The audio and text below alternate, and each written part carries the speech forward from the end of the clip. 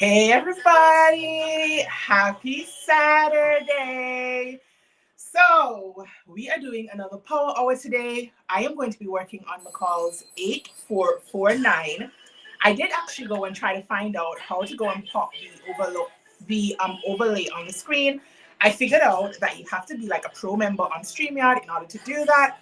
So I don't even have the pattern because I have it in a PDF copy, which means I don't have the envelope to show you guys. But it is a very loose and floaty dress, and it is an old pattern. It is not a new pattern, but I'm really, really excited to get sewing it up. I'm already at my machine, and I'm actually trying to change my needle, you guys. So I've just pulled out a new 8012 needle. I had been working on one.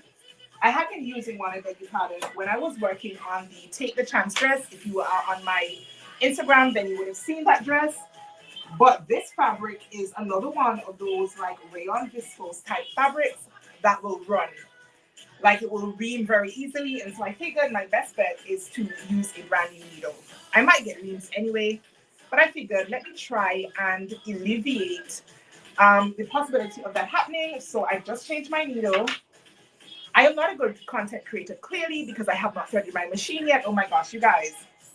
So what happened was my husband told me maybe like 2 hours ago that he and the kids were heading out. My daughter is going to be performing in the Father's Day dance at church, and they apparently scheduled a practice today. And when he said he was heading out, I was like, you know what? I'm going to go live. Why not? I have an hour to burn, and I may as well spend it chatting to my people whilst I sew. So I've got my soaker on in the background. Somebody please send me a message and let me know if it's too loud. I'm hoping it is not. But I need to keep, the vibes up and going. I know you guys just don't want to hear me talking continuously for an hour. And to be honest, I probably can't do it. I need to take a couple breaks in between. And so I figured some music would be good. So I think my machine is ready and set to go. I've got a pretty full bobbin in my bobbin holder. It's now threaded, the needle is in, so it's time for us to start sewing. So let me show you guys my fabric. So this is the fabric that I'm going to be using today. Let's turn this light down a little bit. Right, so this is today's fabric. It is, as I said, a viscose rayon. I've gone ahead and done some prep work. So this piece has already been interfaced. I've cut an interface to all of my pieces. Because usually when I sew, I'm back and forth between my room where my cutting table is and this little corner where my sewing machine is. Then my ironing board is not usually sat behind me. But to make it a little bit easier to navigate online, I pulled my ironing board out, and my ironing board is going to be doubling as my table today. So no judgment, you guys. No judgment. So again, this is the fabric that I'm going to be using, and I'm really excited to get started sewing up this dress. Now, I intend to make view A. Is it view A? I think it's view A. It does have a cuff to the sleeve, but I'm going to do view B's length. Now, I am 177 centimeters. That's just over 8 feet, 5 inches. And even though I like a leg moment, I'm growing up, you guys. So I'm getting a little bit more accustomed to wearing things that are just below my knee. I'm not going to say this dress is going to stay that length, but I want to sew it up first, see what it looks like, and then I can decide on the finished hem length. Right, so the first piece that I'm going to be working on today is, I actually think I want to do my back pieces first. So this back piece has a yoke. I cut out the size 18, but I did go ahead and grade my neckline and my shoulders down to the size 16 because I do not have the smaller pattern envelope. I bought the size 18. I think it goes up to like a 24 or something like that. But after I checked out a couple of reviews, everybody was saying this dress runs big. So I did go and grade down the neckline and the shoulder to a 16. I didn't do the rest of the body. I left that at an 18. When I sew it up, I'm hoping to baste the side seams together, and then I can see if it's way too oversized. If it is, I'm going to take a shortcut, and I'm just going to sew a deeper seam allowance at the side seams. So the instructions first tell you to go ahead and do your gathering stitching at the back. Because this one has a yoke piece, I am going to be doing some gathering stitches. So let me just stop for a moment so I can say hey to everybody who's in the chat. Thank you guys so much for spending this hour with me. I am ever grateful to you that I'm not sitting here talking to myself. That is always my biggest fear every time I go live. Like, oh my God, Chris, you are going to be talking to yourself. So let me give a shout out to my girls. Marichelle, thank you so much for joining. Hey, Di. Thank you guys so much for hopping on the live. Is anybody else sewing today? I know Diana is not sewing. Girl, what are you doing? But is anybody else in the chat sewing today?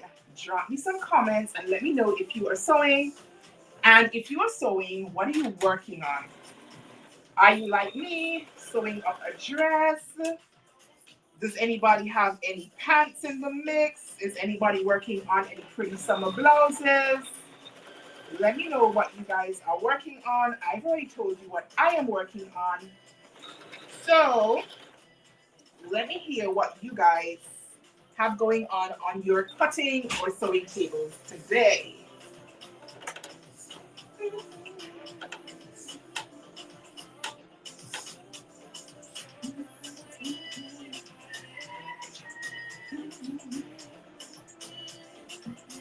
So I'm going to do my 2 rows of gathering stitching. Because this pattern has a 5/8 of an inch seam allowance, I have done my first row of gathering stitching at 3/8, and I'm doing the second row at 3/4 of an inch or 6/8. So that will give me some nice gathers in between, so that when I add my yoke, I have my gathers laying quite nicely on my back piece. I have lengthened my stitch length to 6. Lucky for me, this sewing machine does have really, really good range in terms of the stitch length. So I've gone ahead and done a very long stitch length. And now I just want to go and pull my gathering threads. Oh, and this fabric gathers so nicely, guys. This one gathers really, really nicely. Right, I'm just going to stand up at my makeshift table. I hope you guys can still see me.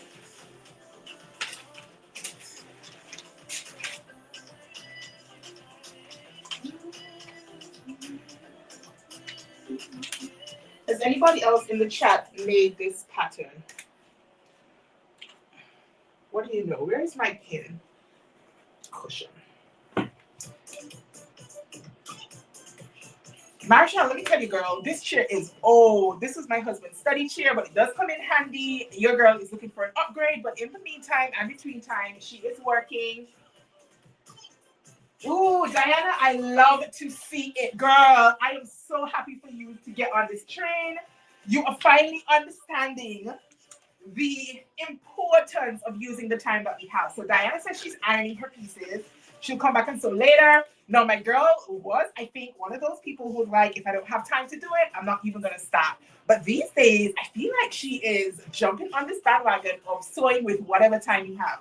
So you guys already know, if I have 15 minutes to sew, I'm going to sew for 15 minutes. If that means I can only do my side seams, I'm only doing my side seams. If I can get more done, good for me. But if not, I'm not going to sit down and wait for the perfect time to sew, because for my life, that will never happen. I'll never get a sewing time in. Right, so Marichelle is doing interfacing. Oh, that is one of my least favorite sewing chores. Oh my God, I hate having to cut and apply interfacing. Like, can we not? Hey, Get Stitched. Ooh, Georgia, is it hot? Listen, it is hot in my neck of the woods. My girl Diana told me Florida is melting, and I'm pretty sure Georgia is hot as well. Is it hot? Is it hot? I am dancing. Ah! Ah. All right, so Get Stitched has the pattern. I know Diana has made this pattern. Anybody else have this pattern? Anybody else made this pattern? Anybody else thinking about making this pattern? To be honest, you guys, I had this pattern and I had kind of overlooked it, I think. And then my girl sewed it up in the most like amazing tribal print. And I was sold. I'm like, ooh, that's actually really, really nice. But I didn't get a chance to sew it up before. You know how I say. I am always biting off more than I can chew. So I was working on some other projects. And the other day, I'm just like, I want to sew this pattern up. So I spent the afternoon prepping this pattern yesterday and today, and I was going to sew it up anyway. But then when this opportunity to jump on live came up, I'm like, I'm taking it. You guys can just join in whilst I sew.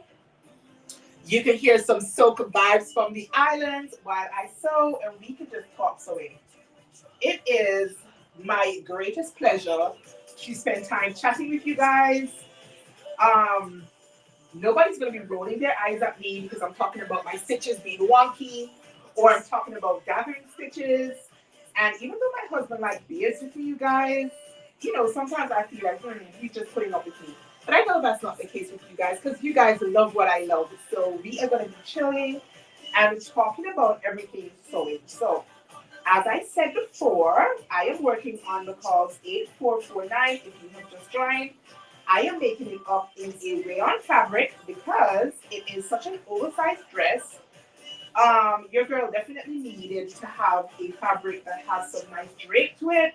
I didn't want anything too boxy on me. You guys already know how I feel about not having that waist definition. So when I do decide to work on a project that doesn't give me any waist definition, then I like to use a floaty and drapey fabric because I feel like that is just more flattering on my body type.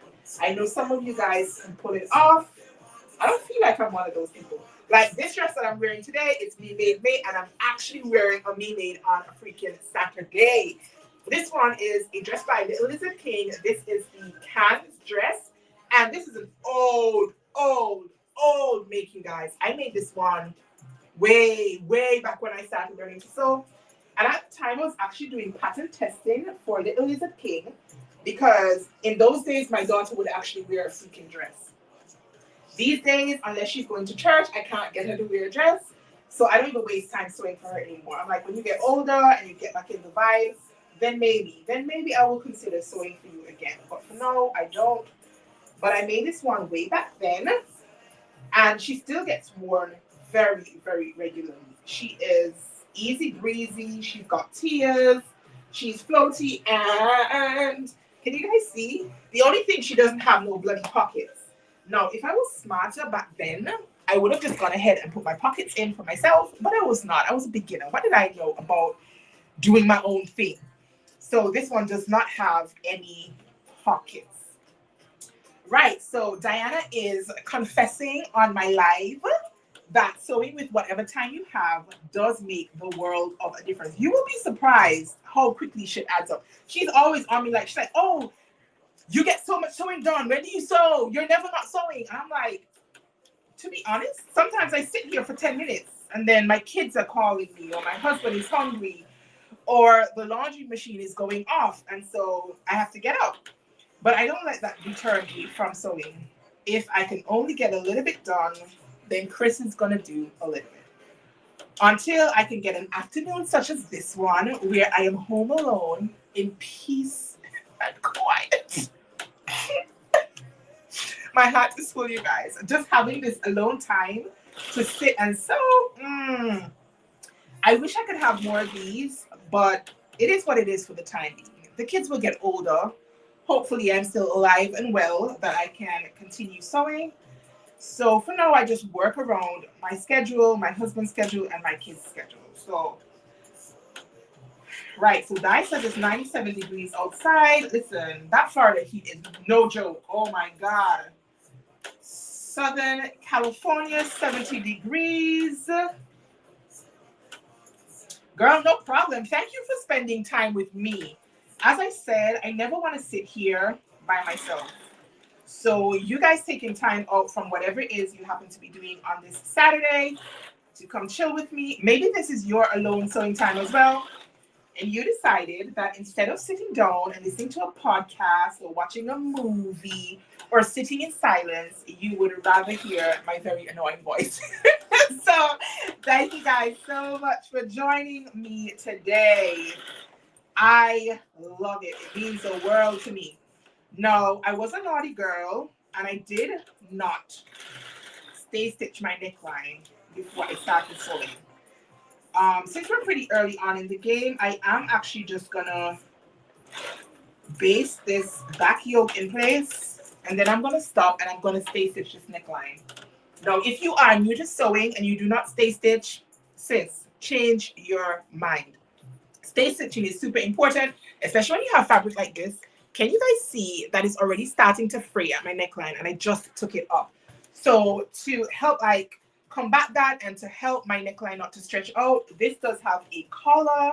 So I want to be sure that when I put my collar in, that I do not have a stretched out neckline. So I am actually going to go ahead and stay stitch my neckline right now. To do that, I'm sewing from the shoulder seam and I'm sewing towards my center back. Once I get there, I'm going to stop and I'm going to turn my piece over and I'm going to do it from the opposite end. You never want to stay stitched right the way around your neckline. That will get you in trouble so quick. So you want to stitch from the outside, your shoulders, make your way towards your center back seam or your center front, whatever. Point is you're going from the shoulders and working your way down on both sides. So you're going out and coming in. You're not going out and coming around and dragging that fabric out. No, no, no, no, no. Now, I am a sewing rule breaker. I think I don't follow all of the sewing rules, but there are some that you just got to do them. And this one is such one. So, hey from Michigan. Oh, man. Let me send you some sunshine. It is hot as hell where I'm at. I don't know if that is any better than being freezing cold, because at least when you're cold, you can keep yourself warm. At least I found when I lived in the UK, I could bundle up and keep myself warm. But when you're hot, Jesus, you're just hot. I would love to strip right now. Clearly, I cannot. My husband would be very, very angry with me if I came on my YouTube live in my drawers. So that was a big no-no. But man, I think I would prefer if I was cold right now and then I could bundle up, because this heat. So since I brought it up about sewing rules, drop in the chat and let me know what are some of the sewing rules that you guys always abide by. Now there are a couple of staples, and I know everybody's gonna say press those seams. That is a number one sewing rule. Number one, like at the very, very, very top of the tier. But what are the other sewing rules that you guys never, ever skip? All right, so I've gone ahead and I've done my stay stitching both on my yoke main and on my yoke lining. So now I can go back in and I'm going to be doing the burrito method on this dress. I haven't read the instructions, but what else is new? But you guys, I did watch a tutorial from Brittany J. Jones, and she had said in that tutorial that this pattern requires you to do some slip stitching. Like what? Why am I slip stitching when I can do the burrito method? So I am not slip stitching. I do not like hand sewing like that. Me and hand sewing, we don't go together like that. So, oh my God, Lynn, what are you saying? Listen, girl, stay stitching. That is one of the number one rules for me to follow. I will break a rule in a minute, but the stay stitching, I'm not taking any chances. I don't want to have a stretched out neckline, especially when I'm working with this type of fabric, and I know that this one has a collar that goes into it. Girl. So to do my burrito method, I am putting my yoke facing right side of the yoke facing to the wrong side of my bodice main. So inevitably, that means your two yoke pieces are sandwiched right sides together. And I'm just going to pin it in place. And then I'm going to do my permanent stitching. So the first time, I stitched it at a 1/2 inch just to base it into place. But now I'm going to go and attach my yoke facing. And I am going to be stitching it using the 3/8 of an inch seam allowance. Right, so let's talk rules, you guys. Never skip the stay stitching. Yes, get stitched. Diana says, burrito on my yoke. Slip stitch, girl, please. We are not about that life. I will not slip stitch unless it is absolutely necessary. I will not. I do not like hand stitching. If I can do it on my machine, 9 times out of 10, I am doing it on my machine. So you guys, what are the other sewing rules that you always follow? Sound off in the comments. Guess who's reaching for her seam ripper? That would be Chris. Do I ever learn? So what happened was I basted the made to my yoke, but there's just a little piece, not much, where my back was not flush with my yoke. And I don't want my back dress to be lopsided, so I'm just unpicking. It's a very small piece so I can pull up my back main so it's sitting flush with my yoke. So that's better. It be these little things, you guys, that drive me crazy. The big things I'm overlooking. How am I this way? But like these little things, oh, these little things I will undo. So who else is talking to me? Who else is talking about? Hey babe, how are you? Thanks for joining. Ooh, Lynn is hand basting her collar. Back in my early days, I would do that. But I think I'm becoming a little bit lazy now that I'm becoming a little bit more proficient with my sewing. And that sounds kind of weird. Like, why am I getting lazy now? I know what works. I should be sticking to it. But now I know what works, and I'm like, I'm over that. Can we do it in a quicker way? So, no slip stitching, no hand basting for me unless it's necessary. Absolutely necessary. So if you guys are just joining, welcome into my power hour. I've got an hour to spend with my favorite peoples, and we are working on McCalls 8449. And I am currently working on my back bodice. I don't know if the instructions tell you to start with the back, the front, the side. I don't know. I don't care. I'm doing it my way. And this is like, I enjoy working on like a back yoke. And I like doing the burrito method. So I figured, let us start with what I like. So I'm starting with my back bodice.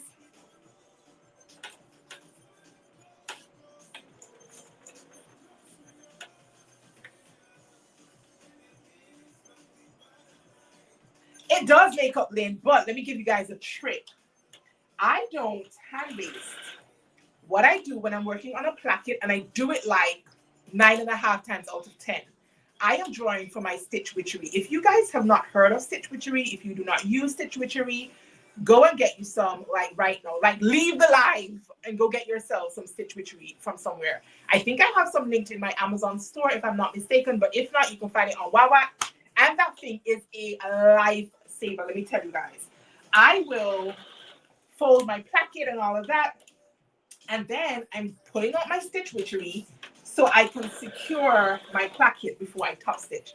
That means I don't need to have a lot of pins in my placket. As a matter of fact, I don't need to have any pins at all. And it also means that, you know, when you're working on certain types of fabric, your presser foot is going to pull your fabric and you end up with, is it called racking? I think it's called racking or something like that, where you can see that your fabric shifted ever so slightly. That drives me crazy. So what I do now is and I'm going to do it when I work on the placket for this one. So if we're still on when I get to that point, I will show you guys. I will use my stitch witchery and stick it into place. And that means top stitching is a breeze. And it means I can sew from the outside of my garment. I much prefer top stitching done from the outside. When you're a beginner, you might be tempted to do it from the inside. But usually your machine will give you the nicer stitches on the outside. So I have found that this helps tremendously. All right, so Shawnee says, I like this pattern a lot. How to change it from a drop sleeve to the long sleeve version. It looked weird the way it is drafted. Oh, did you make it already? What fabric did you use? No, the drop sleeve situation can be kind of tricky sometimes. And it really does, I think, depend a lot on fabric choice. I found like when I'm working on things with like drop sleeves, I want to have a fabric that has some drape to it, so it's not like bunched up on the underarm. You could get away with it sometimes. Like I made the Forget Me Not April dress. I shared it last week Sunday on my Instagram. I wore it to church, and that one also has like this drop sleeve, grown on sleeve situation. And when I was working on it, I used an Ankara. And as I was working on it, I'm like, Lord, did I use the wrong fabric? Is this fabric gonna create, that awkward like bunching of fabric underneath my arm? But it did not. It did not. And I'm really sorry I cannot do the share picture thing with you guys. I looked at the pro thing for StreamYard, and I'm like, I don't got that kind of money. Not for how I go live very sporadically. It didn't make sense to me to invest in that. I already pay for my CapCut subscription to do like my editing for my YouTube videos. And I'm like, you know what? I'm just going to work with what I got for now until I can do better. So I've gone ahead and my yoke pieces have now been sandwiched. So this is the wrong side of the garment. And then this is the right side of my garment. So you guys can see it has my gathering stitches. Look how beautiful this fabric is. Bruh, this is nice. Looking at the size of this, I'm like, is this gonna look like a 90 on me? Oh my gosh. Anyways, we will keep working and we will see, but we've got the back done. So what I want to do now is I want to go in and I want to trim my back seams. Now, usually when I'm a good girl, I will go and grade my seams. And grading means I will cut the 1, 2, 3 layers of the seam allowance at differing heights. And I do that with my pinking shears. However, I am not going to be a good girl today. I am just going to cut that shit off and then I'm going to press it because this fabric is really, really light and drapey. If I was doing something like a chambray, a twill, a denim, those heavier weight fabrics, I would not skip this step. Like I would not.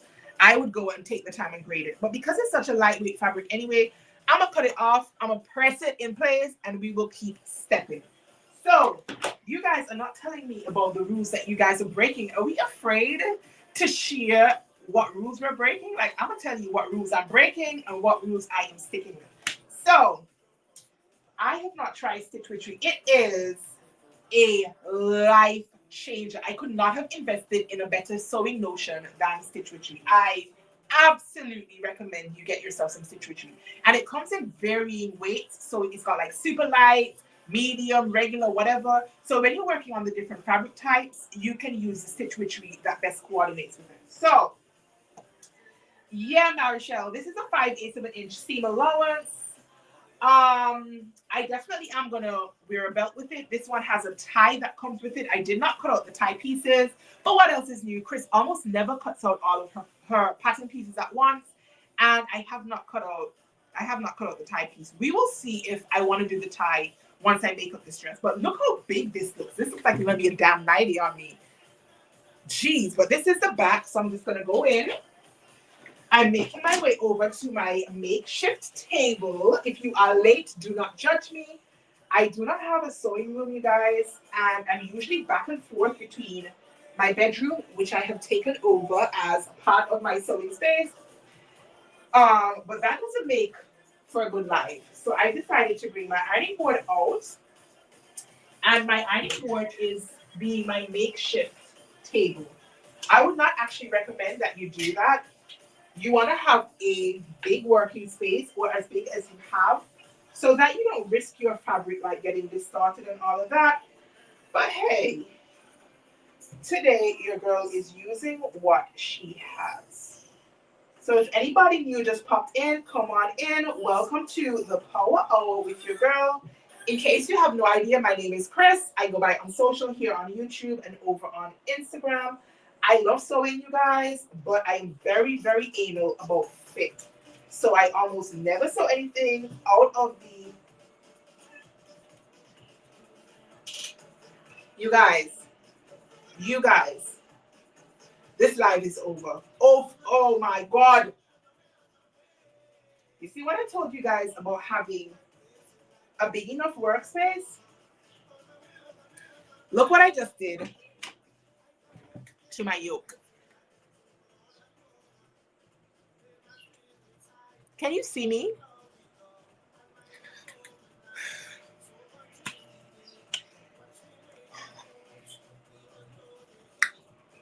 You guys. And it is on my yoke mane. This is not my yoke facing. We have a saying in the island, if me no laugh, me ball. Seriously. What is this? What is this? Hello? So, that piece of fabric that I had left over, that I said I might cut out the tie with, clearly, I'm not cutting out a tie because I'm going to need to go back to my drawing board and deal with this mess. Seriously, Chris? So, what I'm going to do is, I'm going to throw this to the side. If this had cut through my main bodice, this would have been done, like a done deal, because I do not have enough fabric for certain to cut out all of this back piece. I had a small piece left, and I was contemplating doing the tie, but now I'm going to have to use it to recut this back piece, and then I am going to have to go and unpick all of this ish and do it over. But I am going to do that off camera because otherwise I'm going to have a complete and utter meltdown here on the side. So I am just going to put this to one side. You see what I'm telling you guys about using a table? So what happened was I did not check that my fabric was laying flat underneath, and my scissors just went straight through it, and I felt it, you guys. As I was cutting, I could feel it. Listen. What the? All right, we will move. We will move because we will move.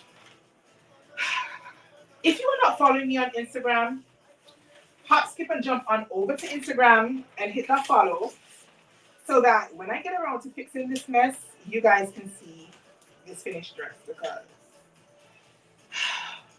baby Jesus, send me some help. What am I going to do now? Let me see what pieces I've got. So, you know what? Maybe I should go and sew before I even start tackling this front placket. I think I'm actually going to work on my collar. Surely your girl cannot screw up a collar, right? Surely. So I've got both of my collar pieces cut out. One has been interfaced, the other one has not been. So I am just going to construct my collar. And then, as I keep kicking myself mentally, I will work on this collar. Welcome to the sewing of Chris. Very haphazard. Usually doesn't go the way I want or need it to go. Constantly having to rebound. And then constantly ending up with UFOs because I'm just going to be like, I am over this project. I made a mistake. I don't want to take the time to fix it. Let me go and cut something new. But now I owe you guys, I'm going to owe you guys an explanation or a finished dress. So I am going to, God's willing, work on this dress. I don't think I'm going to give up on this dress, and that is only because I do have enough fabric to unpick my back yoke. I'm not happy that I have to go and unpick my back yoke, but if I did not have any fabric, I would have told you guys, happy Saturday! Deuces. But that is sewing for you guys. Now, does anybody know where I can find myself a sugar daddy who will sponsor me a sewing room? I hope my husband is not watching this. Because this is ridiculous. I've got a big table, you guys. A nice big cutting table that is loaded with all kind of crap, but I do have one. My ironing board is not it. Oh, dear Lord, send help. Oh.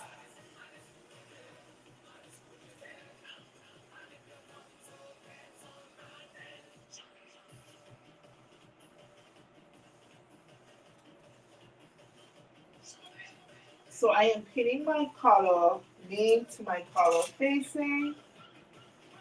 And I'm actually going to sew my collar into place with the on interface side towards my machine. Because this fabric is so light, it will shift. And the interface piece is a lot more steady. So I'm going to let my presser feet like ease in any excess fabric if there is any.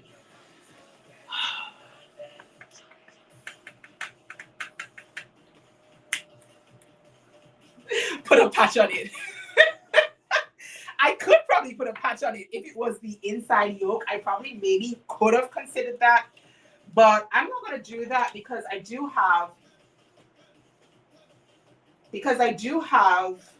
extra fabric that I can get it cut out of. I'm looking, you guys. You see when I'm using my phone for StreamYard, it doesn't show me the comments. So I have to go to my laptop, which is in front of me, so I can see what you guys are saying to me.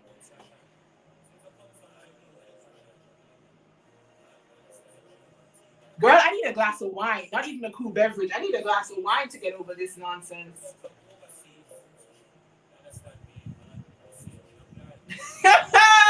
Well, at least you guys are on the same page. So you want a sugar daddy, he wants a sugar mama. Everybody's getting some sugar somewhere. Why not?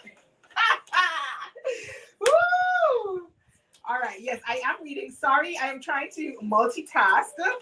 There was I thinking I was good at multitasking, but I have just shown you guys on live camera that I am not because I cut a bloody hole in my fabric. If you are just joining the live, welcome in. I'm your girl Chris, and I am hosting a power hour, and I have just screwed up my project. But we move. We do not allow that to conquer us. Today, I am being a conqueror. I am not going to be conquered by this project. So I am pivoting, and I am now working on my collar piece, and I will get back to the back piece at a later date.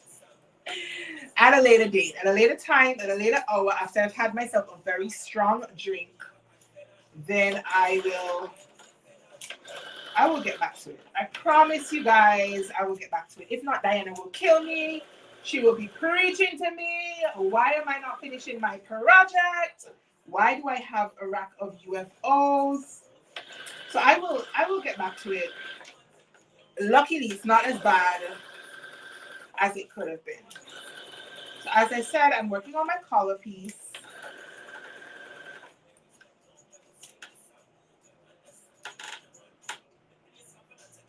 Ha ha ha. You know where to find me. I live on a tiny island. There is only one Chris on this island. Get to the airport and ask for me. Somebody will tell you where I'm at. So we are pivoting, you guys. We are pivoting. If this was like a pre-recorded video, you would never see it because I would just not finish it. Oh my gosh. This is one of the drawbacks to sewing live. I mean, it's both a good and a bad thing because I am one person who I truly believe in vibes, and I am an energy girl. So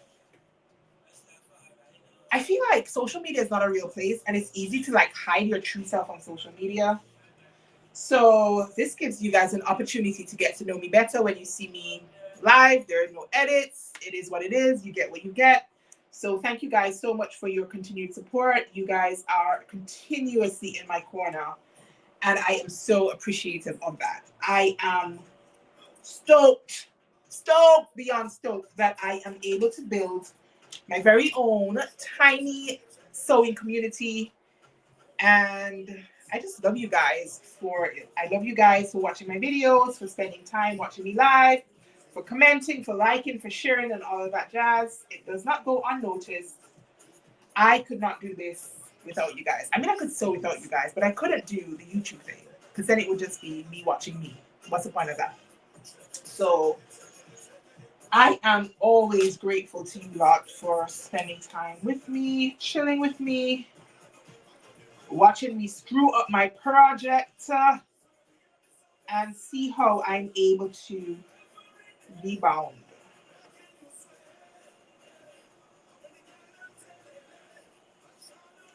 Gerlin, I am so glad to have you. Thank you so much for hopping on.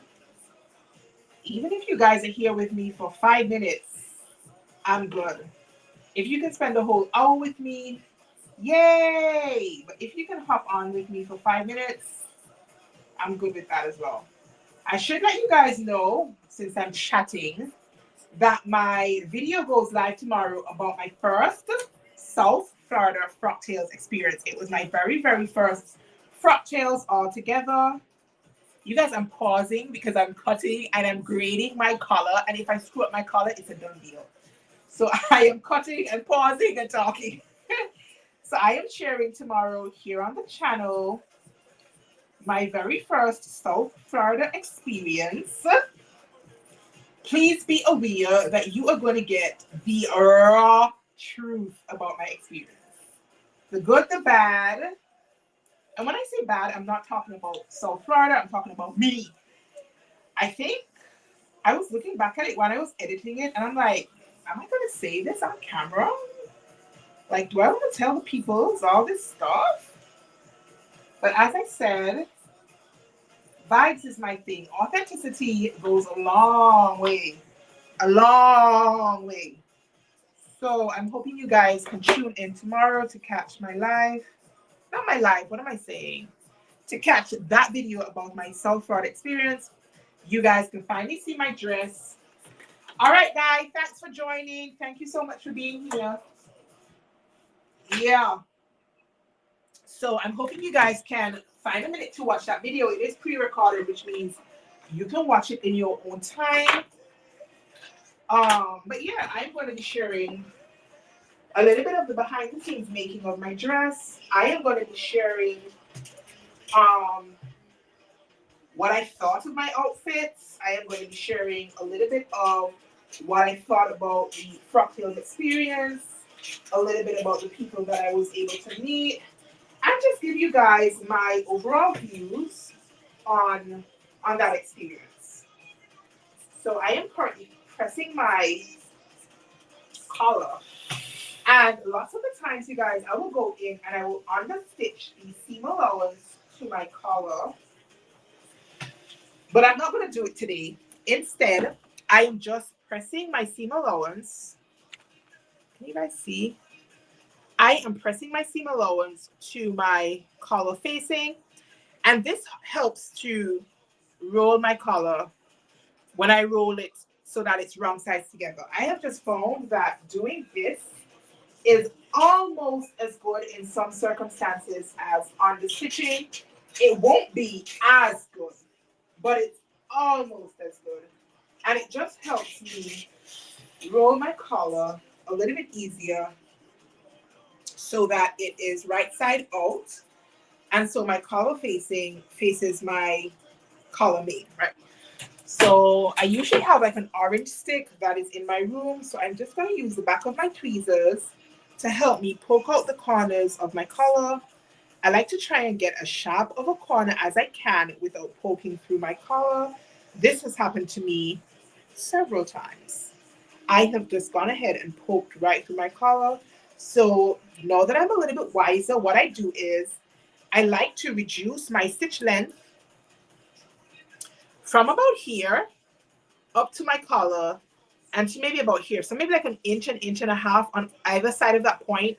I go with a really, really small seam allowance. And that just helps to reinforce the corners a little bit, I have found. And so that I don't press through the entire collar.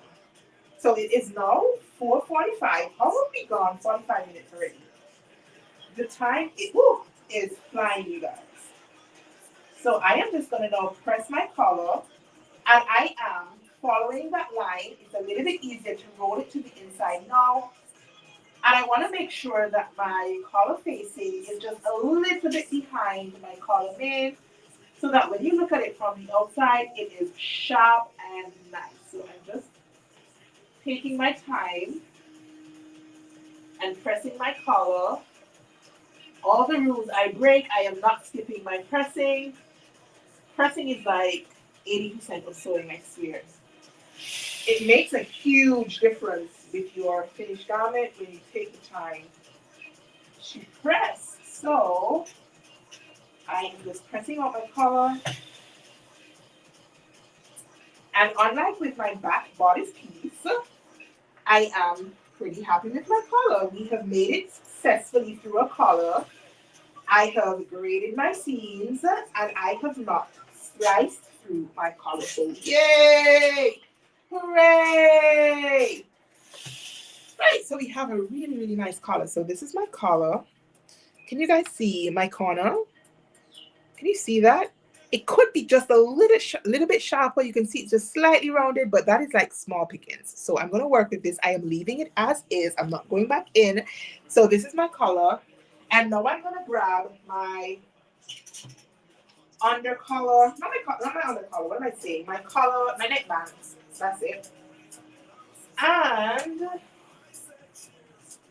on my neckband, I am going to press up. You know, I probably should have checked what the seam allowance is on the collar. I'm just going to assume it is the same 5/8 of an inch. And I am just going to go in with my gridded ruler. This is another one of my must-haves, you guys. If you do not have yourself a gridded ruler and you're serious about fitting your patterns, then you need one. Because it really helps when you're trying to make your flat pattern adjustments. So I am just going to go in and I'm going to mark in my 5/8 of an inch seam allowance. Then I'm going to press it up. And then I'm going to go back in later and trim off a 1/4 inch. Usually that's what the instructions tell you to do. As I said, I did not consult the instructions for this bit.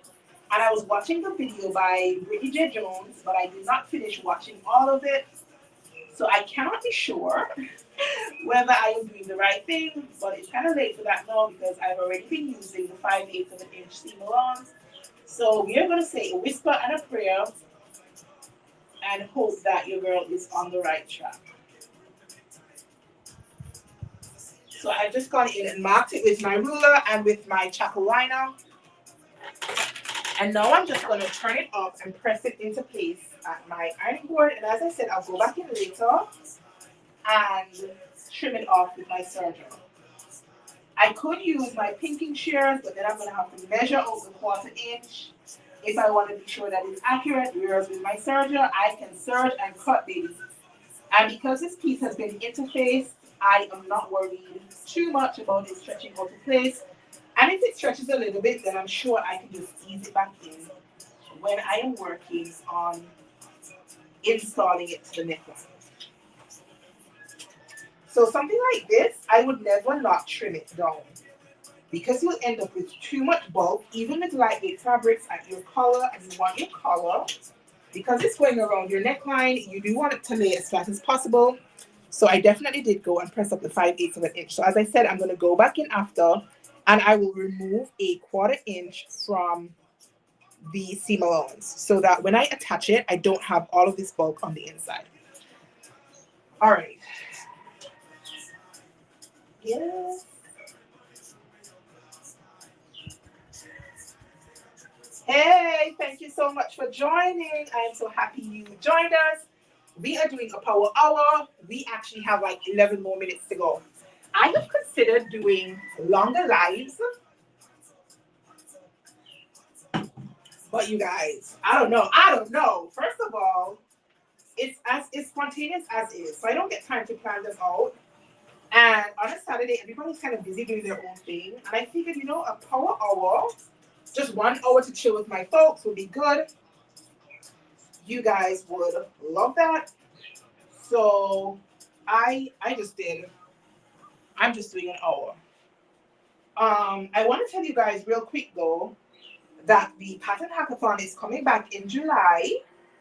I have been hosting this challenge on Instagram for the last 2 years. So this year is going to make year number 3. And it almost didn't happen because I spent a lot of time second guessing myself. And Diana was always, let me tell you, that girl is always in my corner. She gets on my damn nerves sometimes, but she really does mean well. And she was encouraging me, Chris, just do it, just do it, just do it. And the reason why I was second guessing is it did really, really well last year, but there were some kinks that I wanted to iron out. And since it is a community challenge, getting the ambassadors, because I do have ambassadors every year. And the reason I have ambassadors is, one, Rome was not built by itself. Like, I can't do it all on my own. And I believe in community. That's one. And two, everybody doesn't see things the same way. Everybody doesn't sew things the same way. Everybody won't come up with the same hats. And if I'm doing it all, then you don't get to see perspective. Like, you don't get to see different perspectives. And for me, that's important, because what I would do is not what you would do. And maybe what you would do would blow my mind. And I'm like, oh my God, I never even thought about that. So having ambassadors to me has been important. The downside to having ambassadors is I have to ask people to give of their time, their resources, their creativity, and all the rest of it for absolutely nothing in return. And some people are willing to do that, but I don't like to feel like I am in any way taking advantage of anybody else. And being an ambassador is a huge job, because the Pattern Hackathon runs for the entire month of July. So I was like, I don't know. I put out like a sort of like a feeler on Instagram, if anybody would want to be an ambassador, DM me, and nobody did. Like, the first time I put it out, nobody did. And then I mentioned it again, and nobody did. And then the third time, one person messaged and said she would love to be an ambassador. What does she need to do? Then I had another live a couple weeks ago, and my girl Aisha was in the live, and she was like, I would totally do that. And that did give me a little bit more motivation. And I'm like, you know what? I'm just going to reach out and I'm going to ask people. But for me, there's a tendency to sort of, I don't want to say attach myself, but what's familiar to you, it's easier to sort of reach out to those people who are familiar to you, those people who continuously react with your stories, those people who you continuously have spoken with in DMs. Some people have even sort of like graduated from Instagram, and we now talk on like WhatsApp or iMessage or something like that. But I don't want it to be the same set of people every year being an ambassador. I don't want you to see the same faces. I want to give other people an opportunity to be exposed. I want to give other relationships a possibility to bloom, because when you're put in uncomfortable positions, then you might discover, oh my gosh, I have learned somebody new on Instagram. We completely jive. I love it. But all that to say, I was really, really skeptical about having the Pattern Hackathon again this year. But guess what? I am hosting Pattern Hackathon again this year. And in response to like my YouTube family, last year, some of you guys reached out and was like, oh my gosh, I'm not on Instagram. Can we move Pattern Hackathon to YouTube? The answer is no. No, I cannot move Pattern Hackathon to YouTube. But what I'm doing this year is I have organized a vlogging tour, or I'm trying to organize a vlogging tour. I have reached out on a Facebook group that I'm a part of to ask if any of the vloggers in that group would be interested in participating in the vlogging tour to share about pattern hacking, patterns you like to hack, patterns you think would be easily hackable, maybe some Pinterest looks and showing how we can recreate them using pattern hacking and so on and so forth. So just in case anybody is on this live who is also on YouTube and would like to participate in that tour, reach out and let me know. It's very laid back. It's just as a way to sort of get my YouTube community involved. It is still going to be mainly an Instagram challenge because the sewing community is encouraged to enter. And I have some amazing sponsors, you guys. I think so far I have like 15 sponsors. And I'm telling you straight up, that is nothing and nobody but God. Because I just started sending out emails to a whole heap of companies. I'm like, you know what? Let me ask a lot, because I don't expect everybody to say yes. I don't expect everybody to even answer me. And I have so far gotten, I think, 15 yeses. And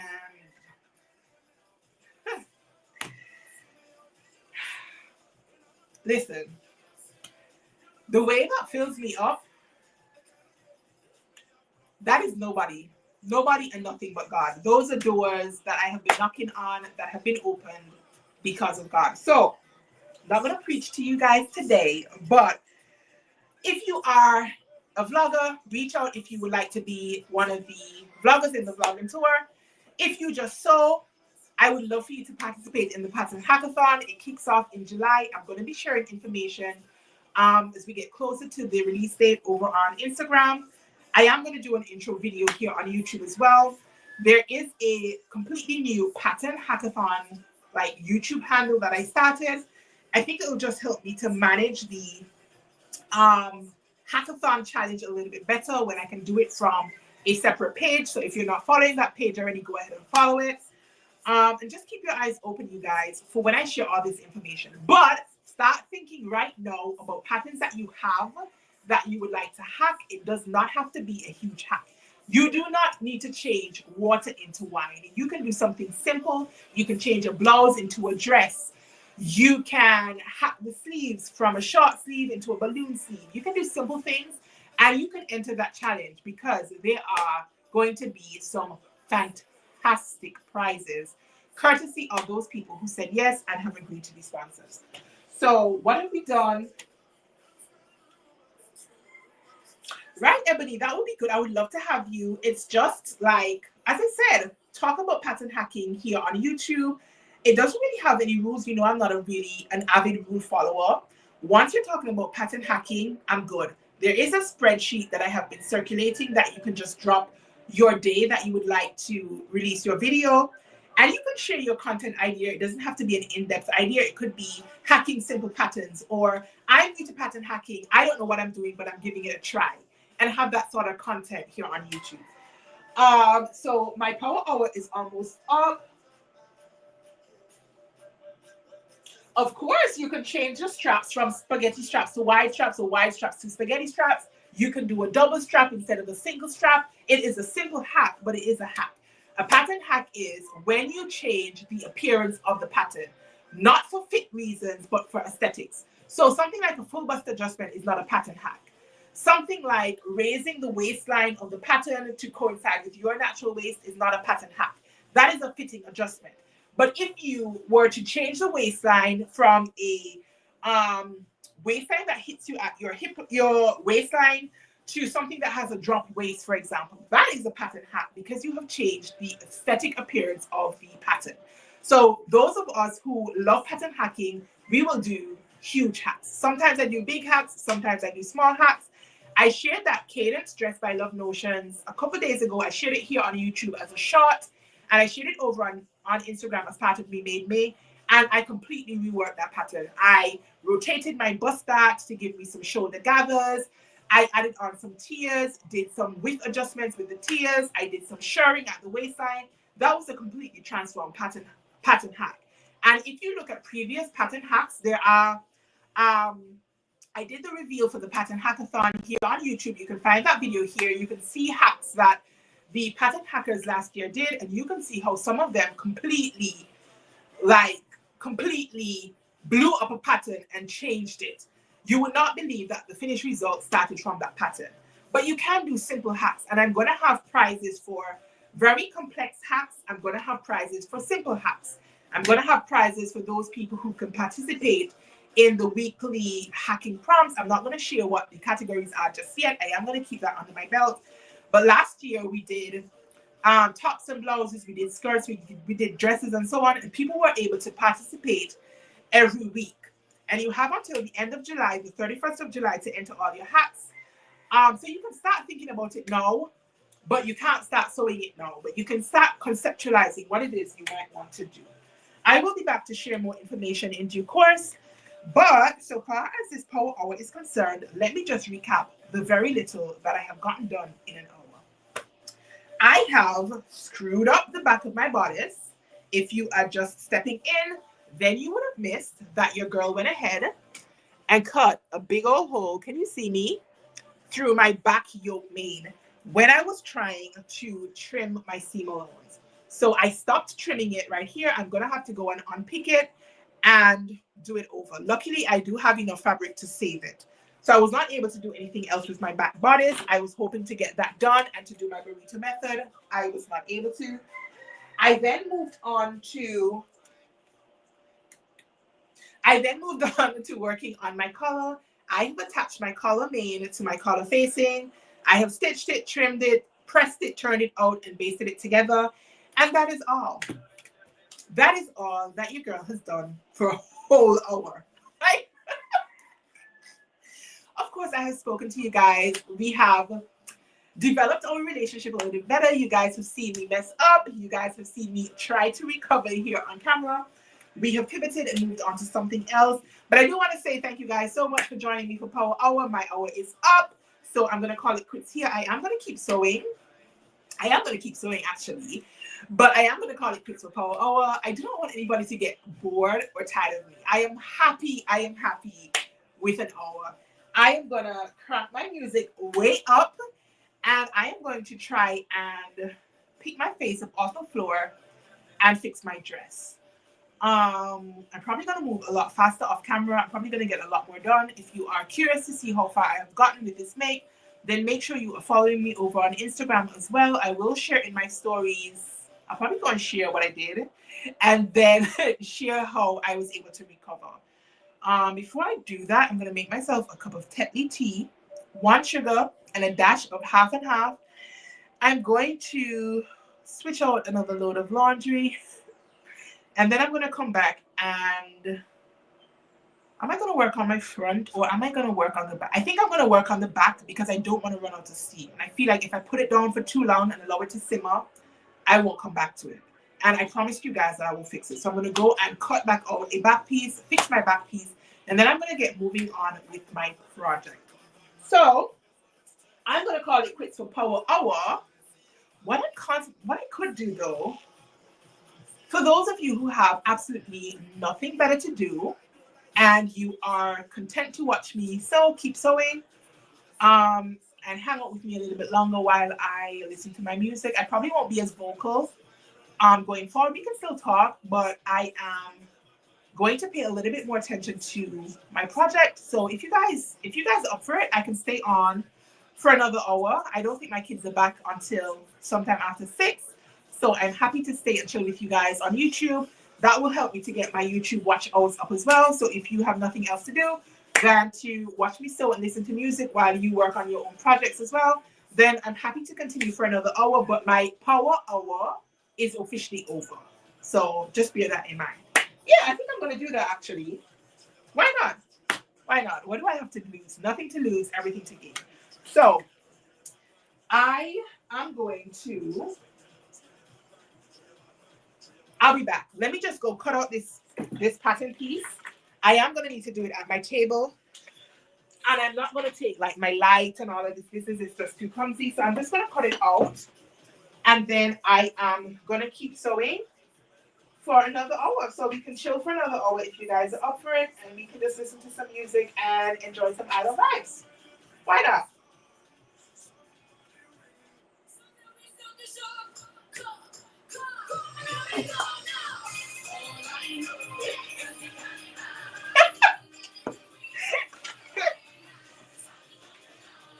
If you guys hear me burst out singing, do not judge me. I cannot sing. I can sew.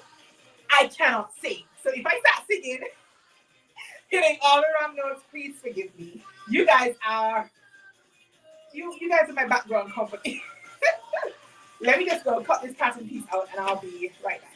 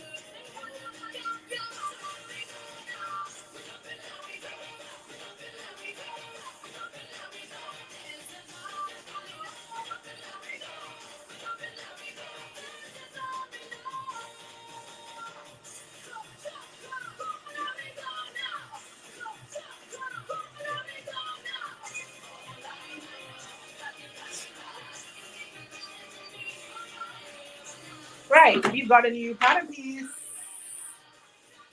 This one has no holes. Let us try this again, and hopefully this time we can get it right, right? So I'm going to go back and stay stitch once again, because I do not want my neckline to stretch out.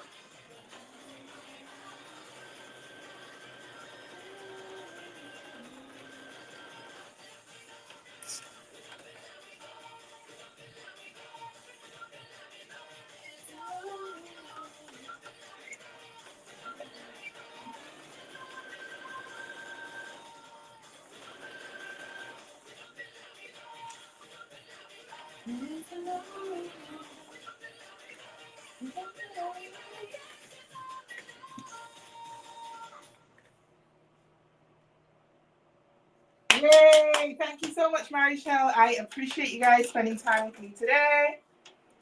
Is anybody else sewing? I asked earlier, but you guys let me know. Is anybody else sewing?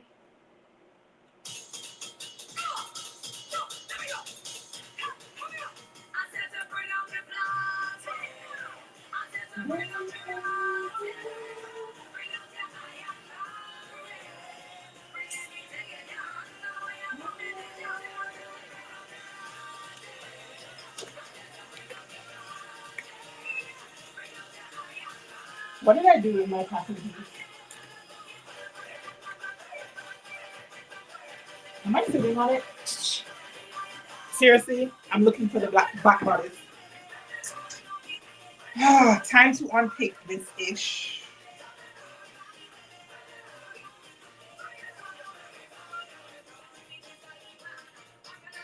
I cannot tell you guys how many times I have to be reaching for my seam ripper.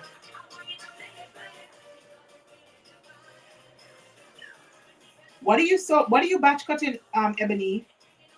Are you making summer clothes? Are you making shorts? Are you making pants? What are you making?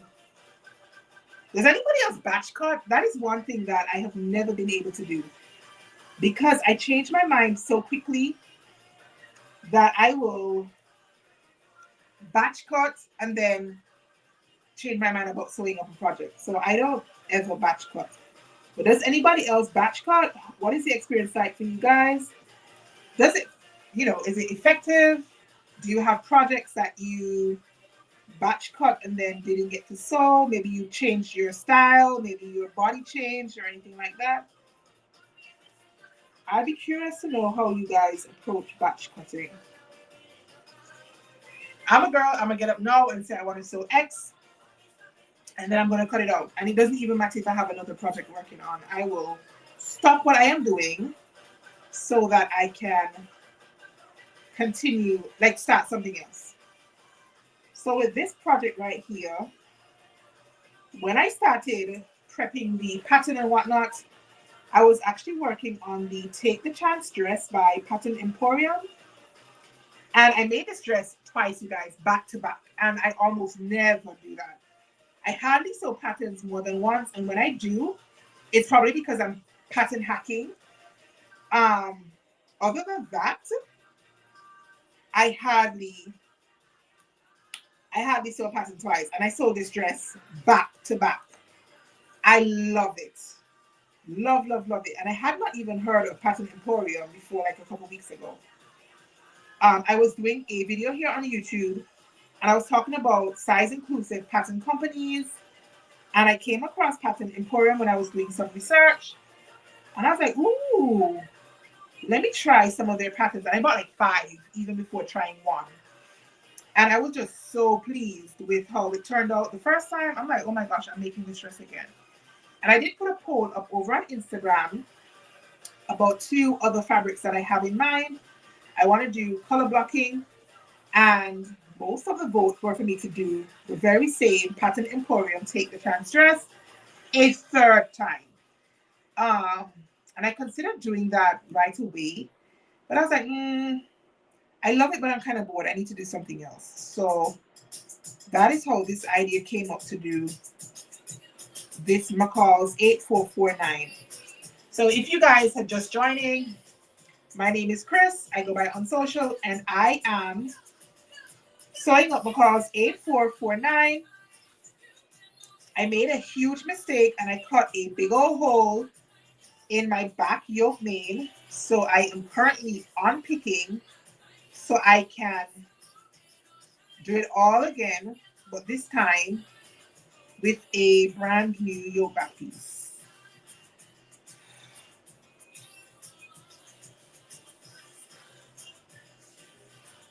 Right, so that is the lining. And now to get out the main.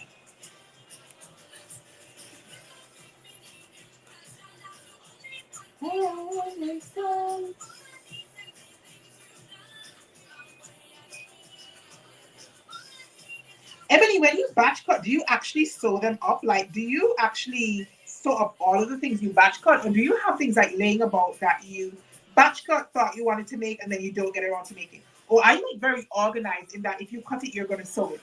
I am really curious. I cannot do this batch cutting thing. I cannot. By the time I get around to it, I'll be so over it. I'm like, oh, I don't want to make that anymore. Maybe I don't want to make it in that fabric. There's always going to be a reason why. Nah. Anybody else? Is anybody else batch cutting? I know C does that as well. Candace, she goes by Reese Style here on YouTube and over on Instagram. She batch cuts a lot. And it seems to be very effective for her. So we have gotten rid of this piece with my big old hole. So we are recovering, you guys. We have taken it off. So thank you guys so much for keeping me company. Even though Power Hour is officially over, you guys are still here. And I appreciate that. So let us try this again, shall we?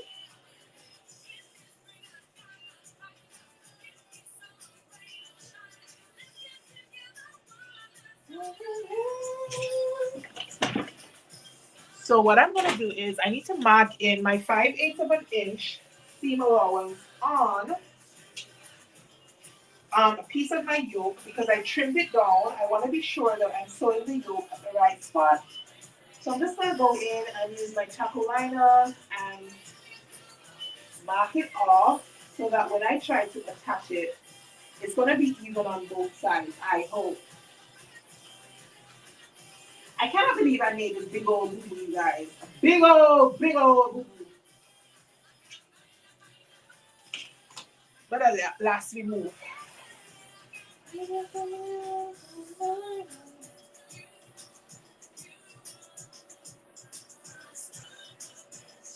But Ebony, when you get to it, like, does it still fit you? Do you ever have to, have you gained weight, lost weight, other things in between? Or is it just, it's good?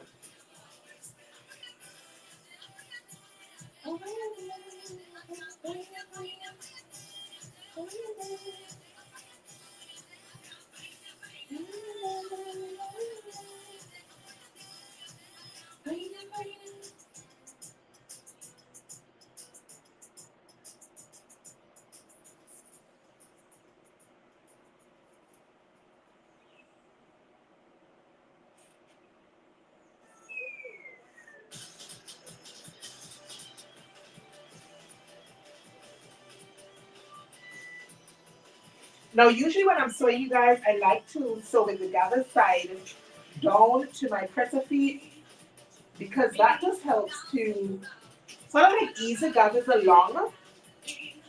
But because I made this boo-boo, I am going to have to sew it with my gathers facing up so I can see my original stitching line so that I can be sure that my back piece is not going to be lopsided.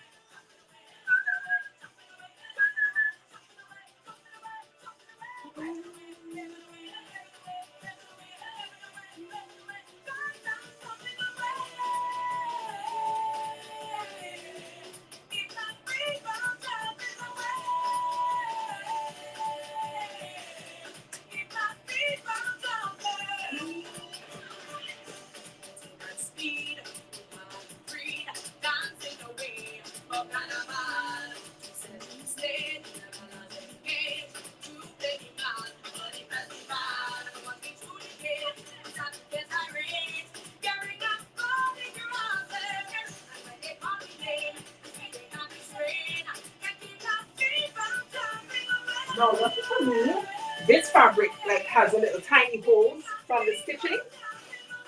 I know when I put my iron on it, it will like press out. It's not gonna be very obvious. But this is one such time when I'm really, really happy. Because I'm just using this as a guide. Because I didn't measure how much I was cutting off. I just was starting to trim with my pinking shears. So it's probably not going to be as accurate as if I had not made this mistake. But it will be close enough and I'm going to work with it.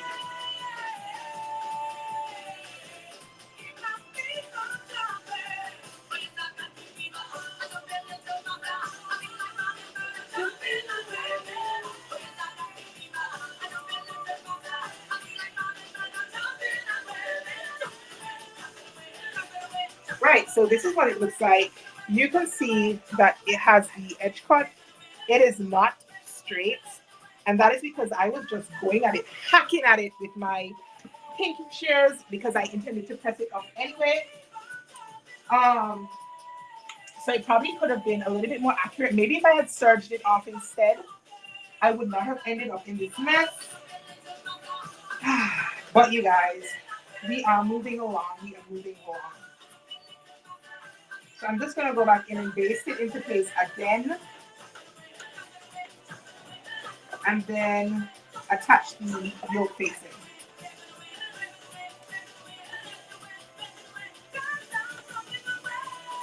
Wow, Lynn, that is a lot of batch cutting. Now, are you guys batch cutting for season? Like, what happens if the season changes? Like, where I live, it's just always hot. So I can get away with making summer clothes all year round. I do make things like sweaters from time to time because I can wear them to work. My office has like air conditioning and whatnot.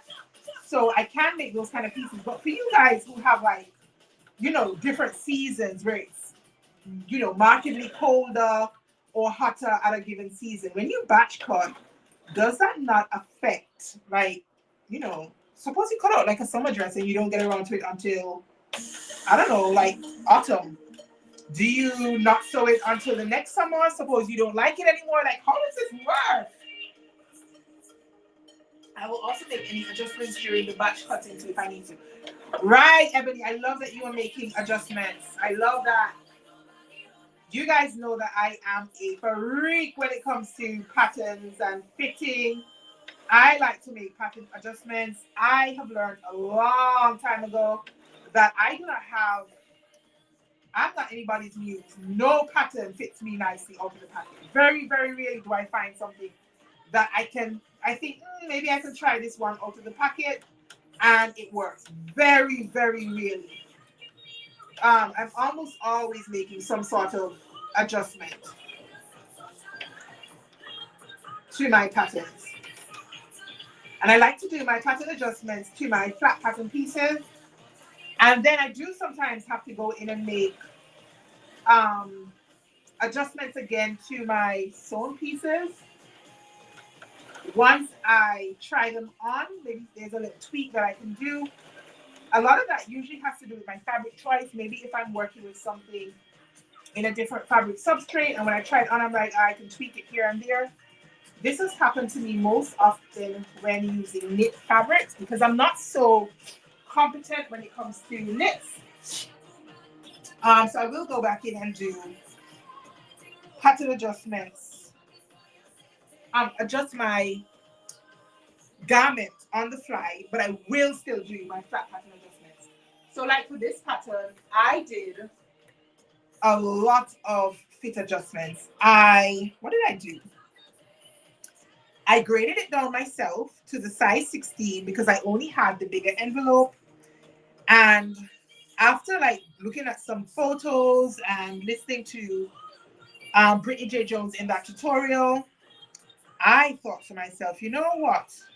I probably should have had the smaller pattern envelope, but it's too late. I'm not buying this pattern twice just to get the smaller envelope. So I graded it down myself to the size 16 at the neckline and the shoulders. I am expecting to maybe have to reduce my side seams once I sew it up. Now this pattern does have pockets, So what I think I probably should do is I probably should go in and baste my side seams together. And then once I do that, try it on and see. And then see if I want to do a deeper seam allowance, because then I'm going to have to change the pocket placement. So I'm considering doing that. Just holding up the back piece, it does look pretty big. Um, but this fabric does have some lovely drape. So I think I might have to make that adjustment on the fly. So we shall see. I am back, putting back in my back yoke. What is going on with my back yoke?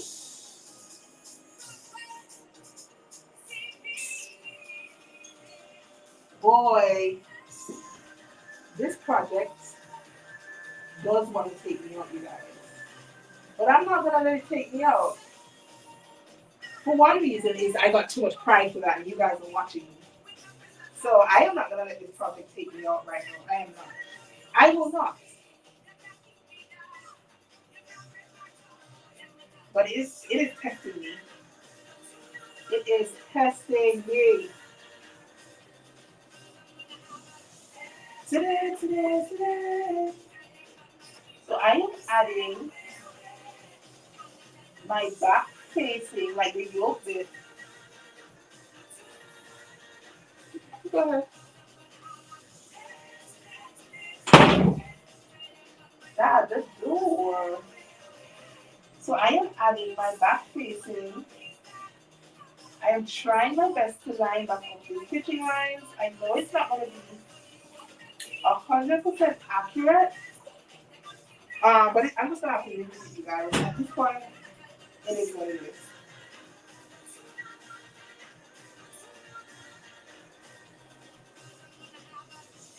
Today.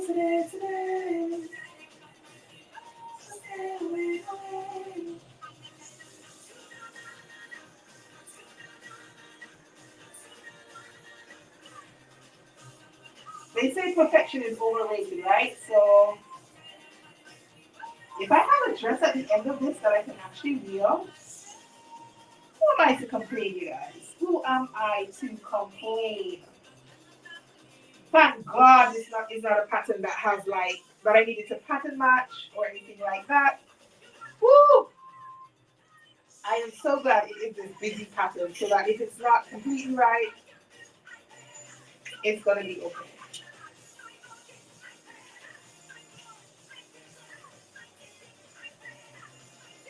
I am not.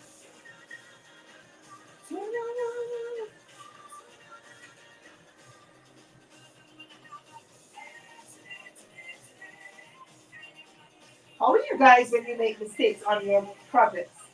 Are you like me? Do you get fed up easily and throw them in a corner? Or do you guys like thug it out? Like even when things are not going right, do you keep pushing with your pattern? Or are you like nah, time out? The problem is when I call time out, I don't come back. Or very rarely do I round back. Very rarely do I round back. I know some people don't like having UFOs. My girl Diana is like that. She does not. She does not do UFOs. She will finish it even if she doesn't like it. She's like, oh, I'm gonna finish it anyway. I am not one of those folks, you guys. If I don't like it, if something went majorly wrong and I don't want to fix it, I don't know how to fix it, then it's not getting done. All right, we're trying again. I can already tell that my back yoke is not going to be perfect, but we are doing it. So Christy says she's going to take a break and come back to it. Girl, I rate you for even coming back. I'm taking a break and I'm not coming back.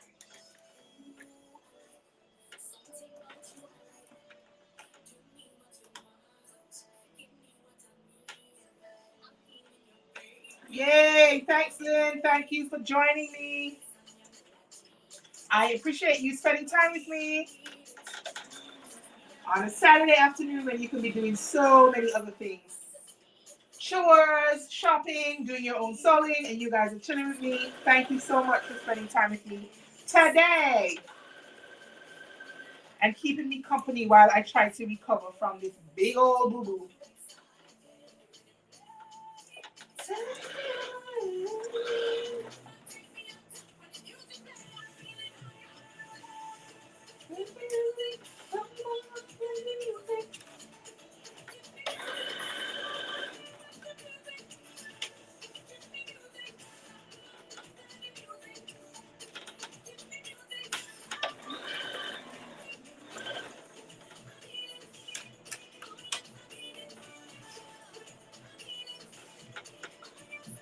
Bye, Lynn. Have a good afternoon.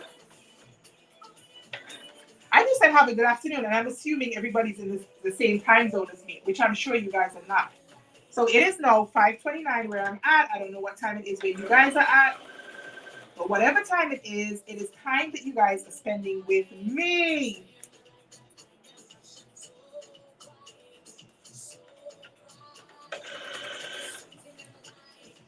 Can't deny I like it. Something both excited.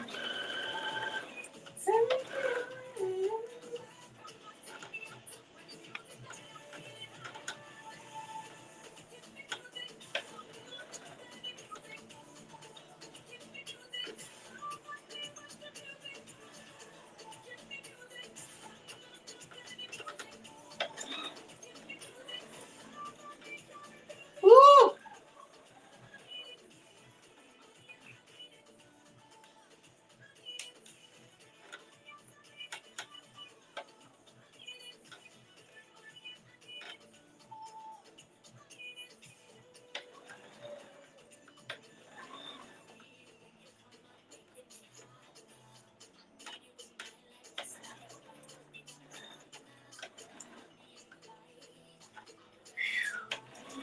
Y'all, I am sweating under this.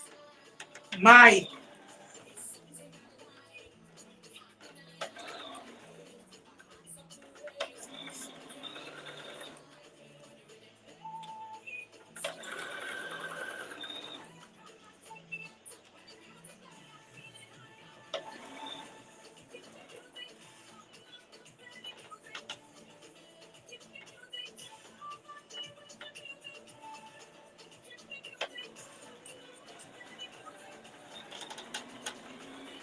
I couldn't get closer to my sewing machine if I tried. Listen, I am concentrating. Oh.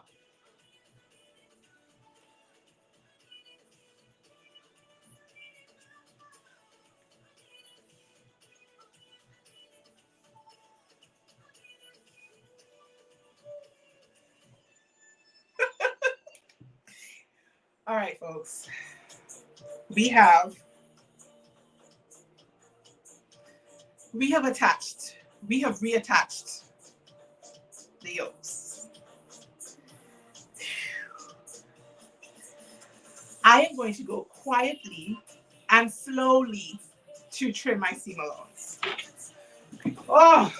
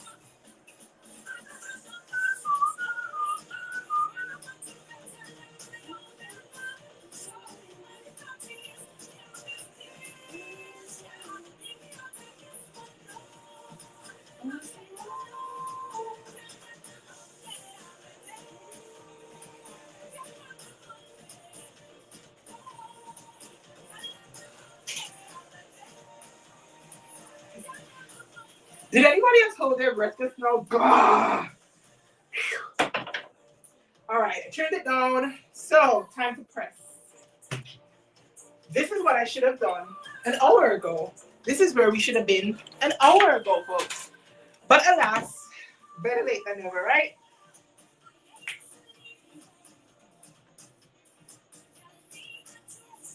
Hey, Naturally Lovely, thank you for joining. Your girl is working on McCalls 8449. And I am at the point of trying to recover from making a big old boo boo. So I did cut a hole in the back of my yoke piece when I was trying to trim my seams. But I unpicked it and I just reattached it actually. So now I'm gonna press my seams.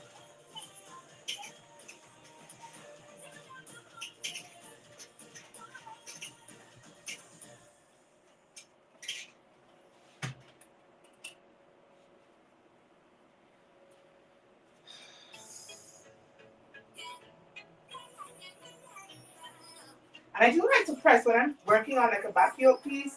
I like to press the seams a couple times because I want it to be nice and flat. And sometimes I even go in and use my clapper. What do you know? I don't have my clapper with me right now. But because this fabric is so lightweight, I don't think I need to have, I don't think I need to use the clapper, but I am going to press it on both sides. Press it on the inside first, then I'm pressing it on right side of the, what do you call this? The bodice. And I'm pressing my seam allowance up into the yoke.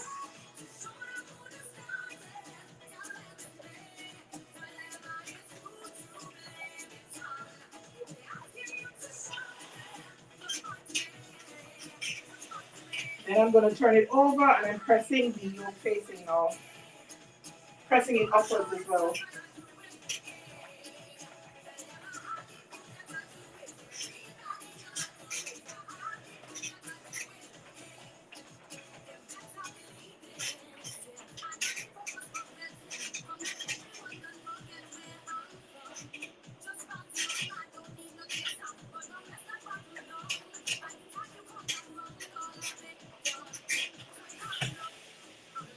Ah, you guys, we did it.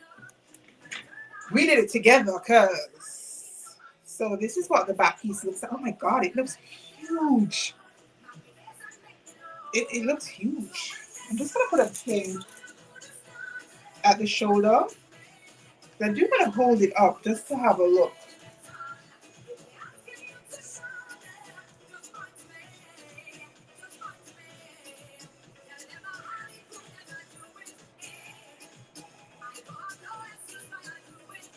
Can you guys see?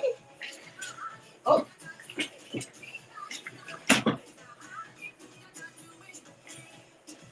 Finally, I have something that I've completed that I can show you guys.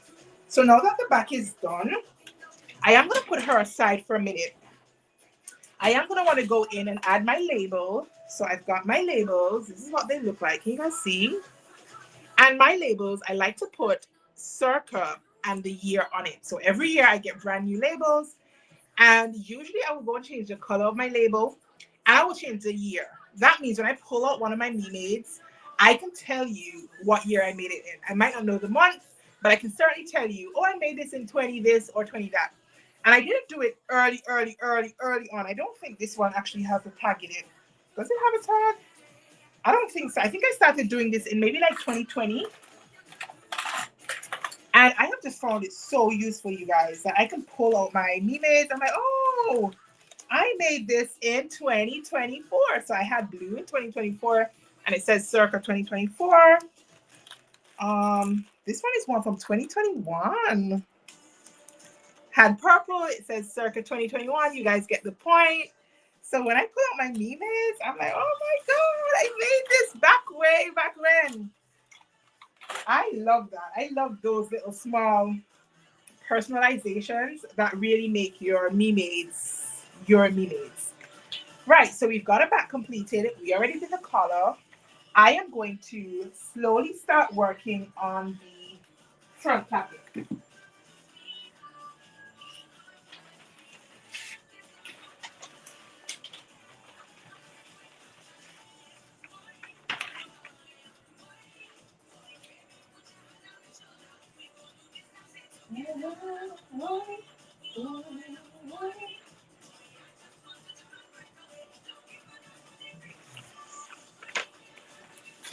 So the first thing I want to do for the front is I want to go ahead and do some reinforcement stitches along my front neckline right towards the bottom. So I'm just going to stitch using the seam allowance, but I am going to lower my stitch length because I'm going to have to cut to this point. And I want to make sure that it is as accurate as possible. So I am going to lower my stitching length.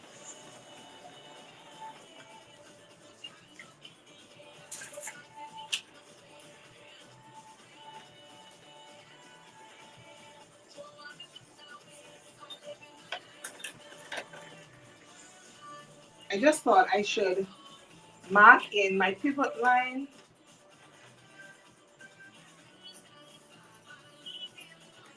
So I know exactly how far I'm sewing down to. Like these parts, you want to be really, really accurate with because you're doing this front placket thing. And I want mine to be as nice as possible to look at. So I am just going to sew my reinforcing stitching.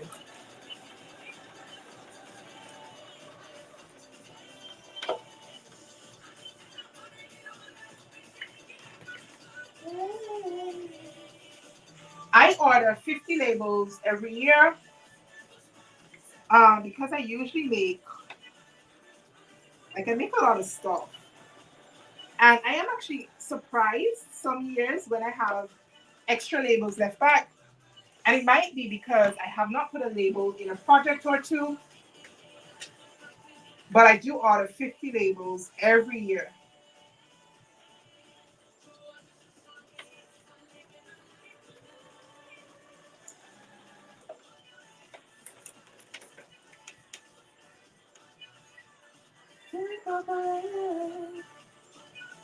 Right, so we have reinforcing stitching, and I'm now going to cut right up to my stitch line. Hopefully I don't cut through it. I seem to be on some sort of mission today.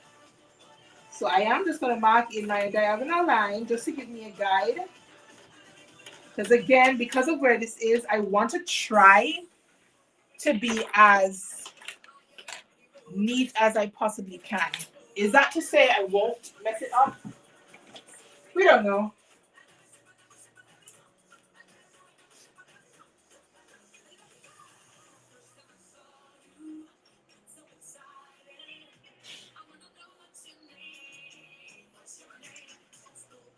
I just needed to get my smaller scissors because I am going to clip.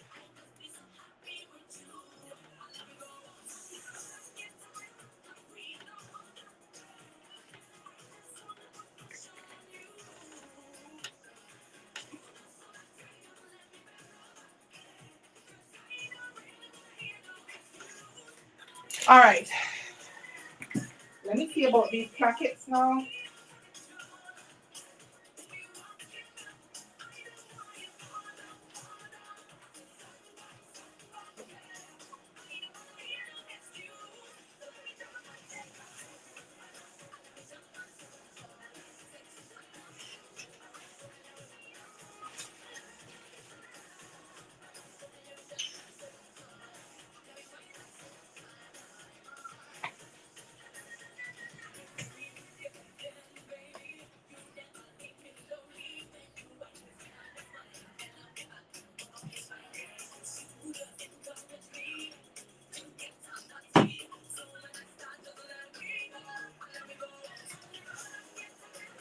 Thanks, Christy. Woo!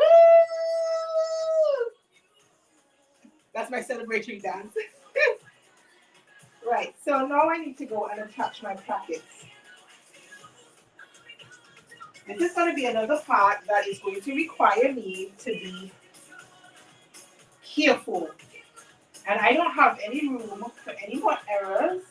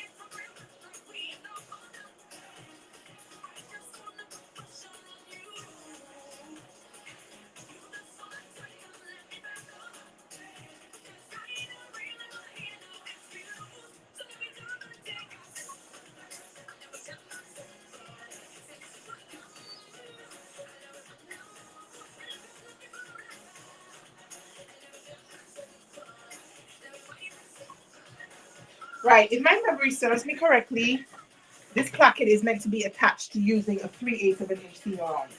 And yes, you heard me right, if I remember correctly. As I told you, I have not read the pattern instructions. I just watched a video from Brittany J. Jones, and I'm almost certain that it was a 3/8 of an inch seam allowance she mentioned at the placket area. So that is what your girl is gonna do. I am going in with a 3/8 of an inch seam allowance.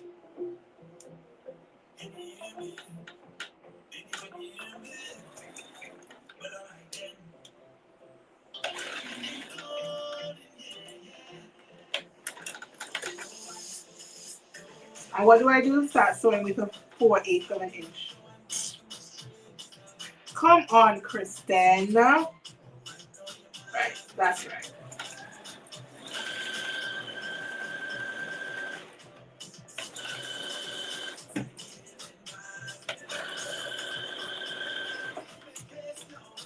So I do have a little bit more unpicking to do because I was not using the right seam allowance when I started my stitching.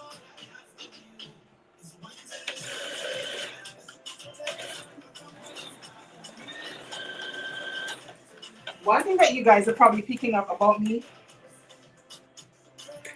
whew, whew, do I even need to say it out loud when it comes to sewing?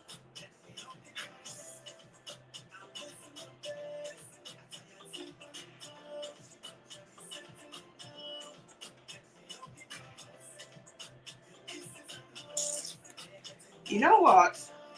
I just thought of that. So I am going to do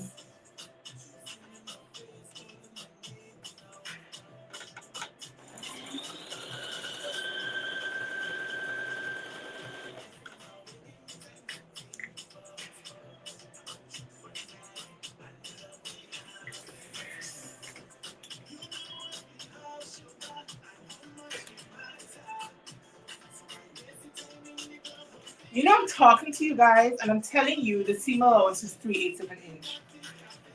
But I did my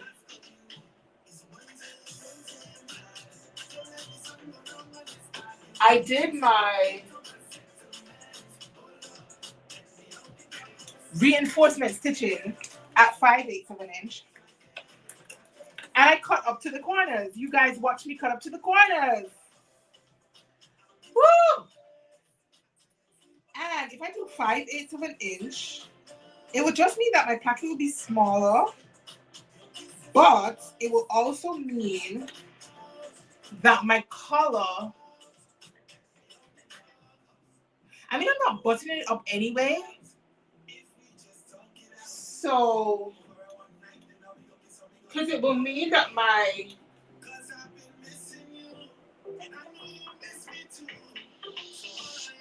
collar will end up being a 1/4 inch smaller on either side because I'm using a deeper seam allowance. But I'm wearing it open anyway. It does have the option to like put the buttons up the front. I am not putting the buttons up the front. I just went back to check the line drawing.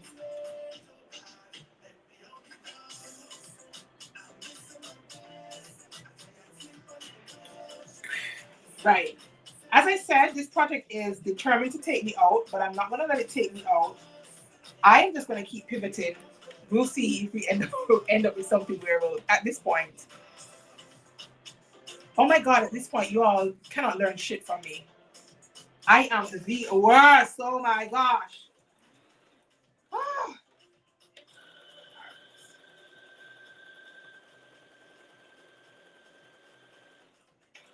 I'm just going to keep going, you guys.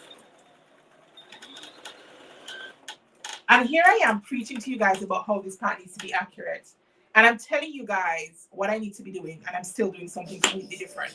And I think that's part and parcel of when you're accustomed to sewing with a certain seam allowance, it's difficult to remember that you need to switch, especially when I did not read the instructions. When am I going to learn? When are you guys going to... All right. it is what it is. So my packet is going to be smaller, like narrower, and that means my color is going to.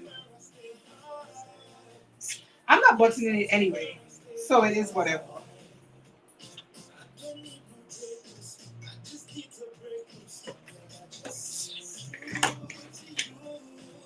Right, so I stitched it, so I'm going to press it.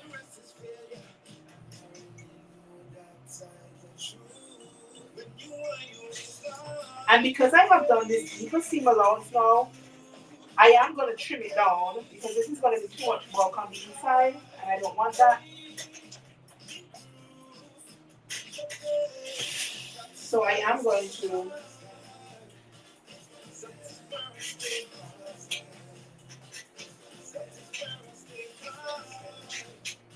now I'm pressing my piece on both sides. I want to make sure that this is as flat as possible.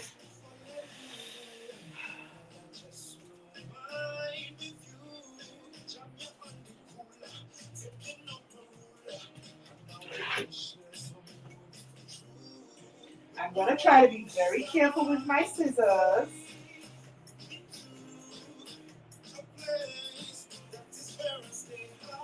But I am going to get rid of some of this because it should not have been this deep to begin with.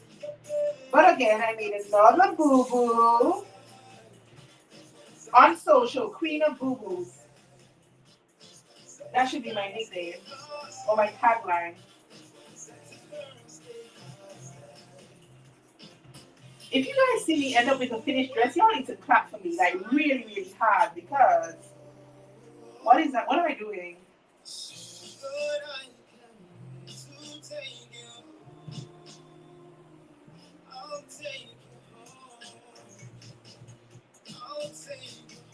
All right, so I'm gonna trim down my seam, and then what you're supposed to do is you have to fold the placket along the fold line, and that fold line is just going to barely cover your stitching line towards the back. Now, I guess this is where some people would go in and base this baby into place so that she doesn't move, so that you don't need a whole heap of pins, and so that you can top stitch it quite nicely from the outside. As I said, I'm not going to do that. I am going to pull out my stitch retreat in a minute, and I am going to stick this into place.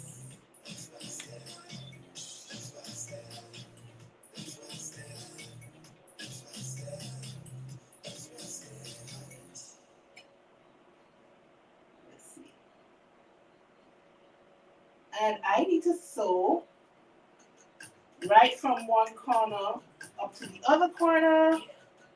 I want to be sure that I don't go past my stitching because then it's going to pull from the outside. So I'm just grabbing my stitch witchery. Let me get closer so I can show you guys what it looks like. This is the stitch witchery. And it kind of has, it almost kind of looks a little bit like interfacing on one side.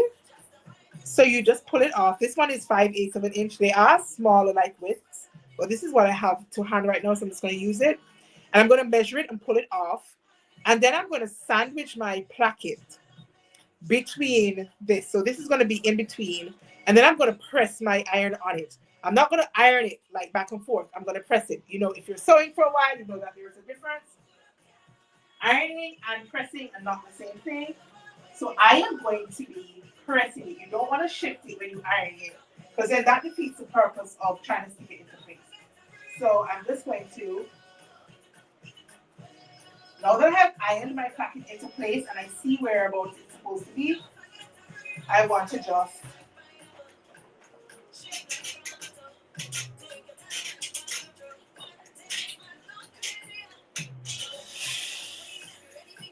so I'm putting it down.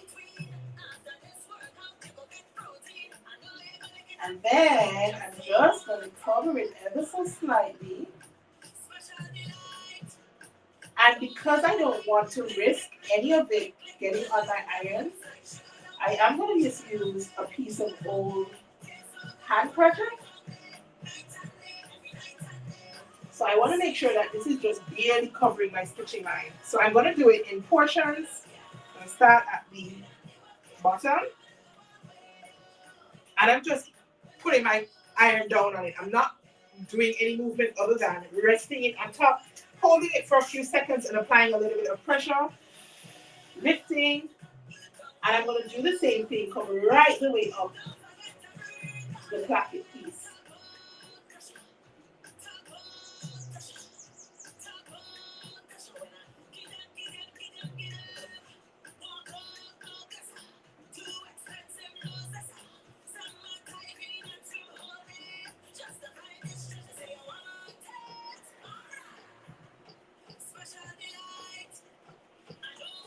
Whew.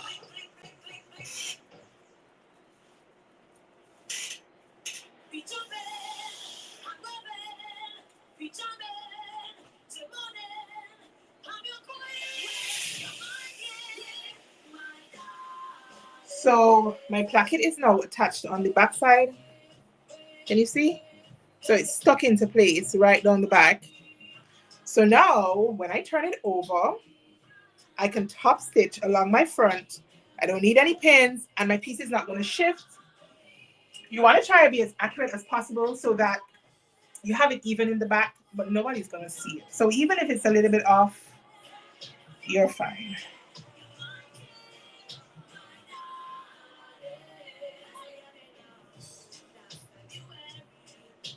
Right. I'm just going to switch now to my edge stitching foot. It looks like this. I live by this foot, you guys. If it's one extra foot you need to have for your sewing machine, it's this one. If you cannot afford any other foot for your machine, get yourself an edge stitching foot. It works wonders for edge stitching, top stitching, and so on. It's glorious. And I am just going to, now for my edge stitching, I move my needle all the way to the right, and I'm going to increase my stitch length to 3. And I am trying to see where I started my initial stitching, right at that point. Because I think you have to do like something funny with the placket after, and I want to be, I shouldn't even say it again. I feel like I'm jinxing myself by saying I want to be as accurate as I can be.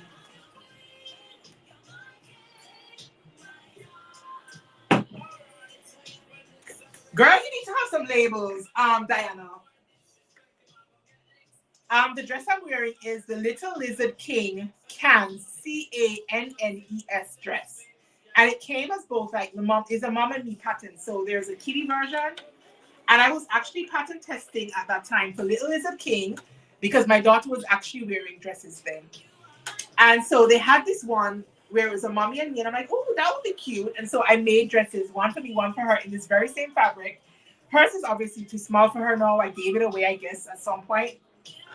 But now she won't even wear dresses unless she's going to church. Well, I think there's one, Marichelle, called a blind hem foot as well that looks similar. But I think they basically do the same thing. It really is useful when you're trying to top stitch. It makes a really beautiful top stitching.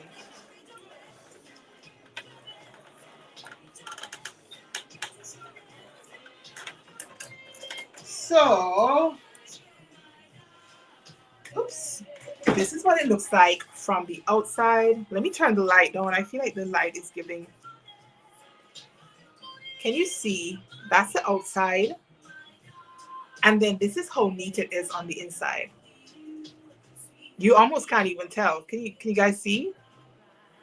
Really, really, really, really, really, really, really, really, really recommend the Stitch Retreat. If you do not have any and you only got money to buy like this one thing, buy this one thing. It is a lifesaver. So now that I have done this side,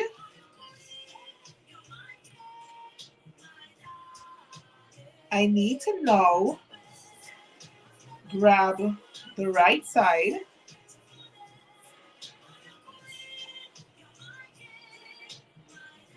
I am so annoyed that I sewed this using a 5/8 of an inch single ounce. Oh,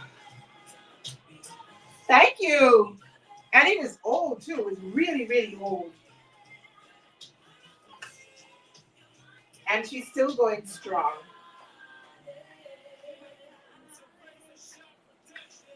So I'm just gonna attach my other packet now. Let's see what I'm gonna do this.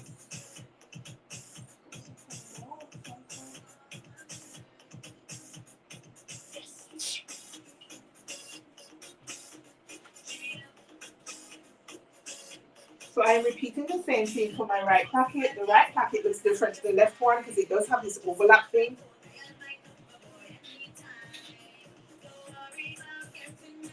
Roman chocolate.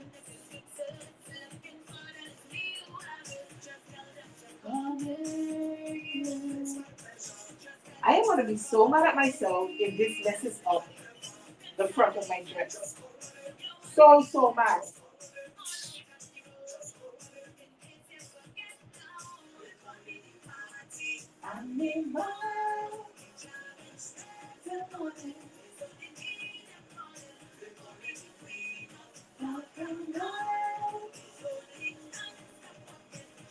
Thank God I wasn't planning to do buttons anyway. But hopefully it doesn't like jacked up around my collar. So I need to switch back up my feet now. Move my needle back to place and reset my stitches.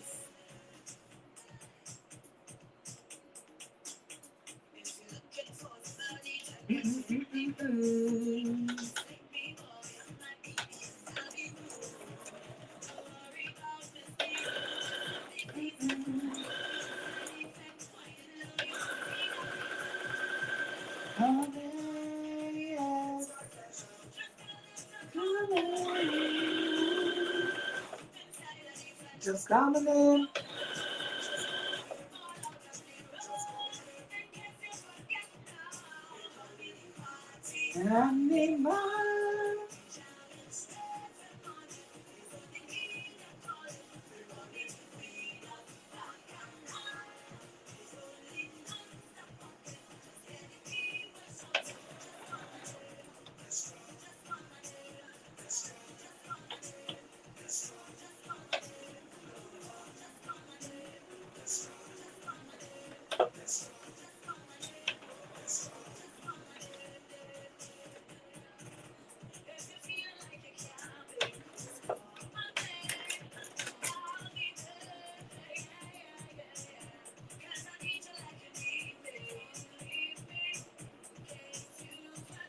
Girl, I suppose I hadn't made any mistakes. I would have been way further along if I had not messed up earlier. I probably would have almost completed my dress.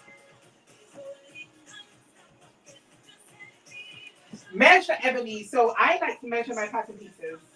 So I will measure, and that will give me an idea of where I want to lengthen it or shorten it. Because if I am short-waisted, so I often have to shorten my patterns above the waistline, so it brings up the smallest part, the waist of the pattern, to be in line with my smallest part. So I will just take my measurements. I will measure from my shoulder to my waistline, like put a piece of elastic around your waist, measure it, go to the pattern, draw your markings, and just make the change. So once it's below my bust line and above my waistline, I sort of just like average it out, and then I make the shortening there, at that point. Like if there's no guide.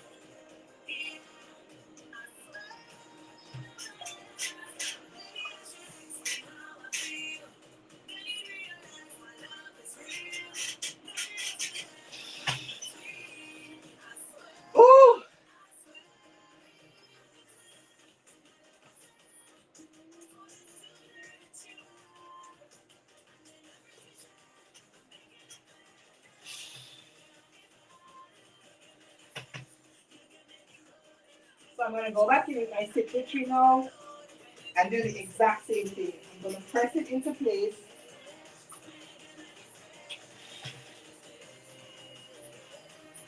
so that I can go and top stitch it from the right side. So I'm just pressing my placket and I'm making sure that my folded edge is just slightly over my stitching line, and then I'm pressing it like in half there. And once I have that line, I'm pulling back up my stitch witchery, and I'm going to do the same thing as the other side. Measure it, and then use my iron to hold it in place.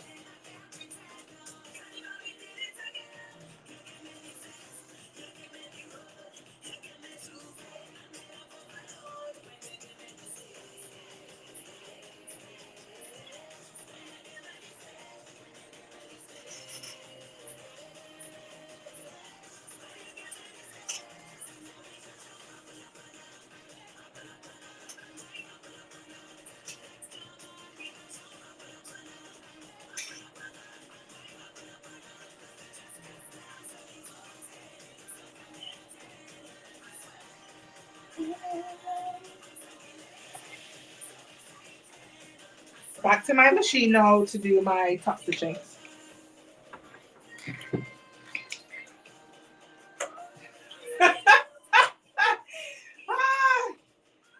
Marichelle, I know what you mean, girl.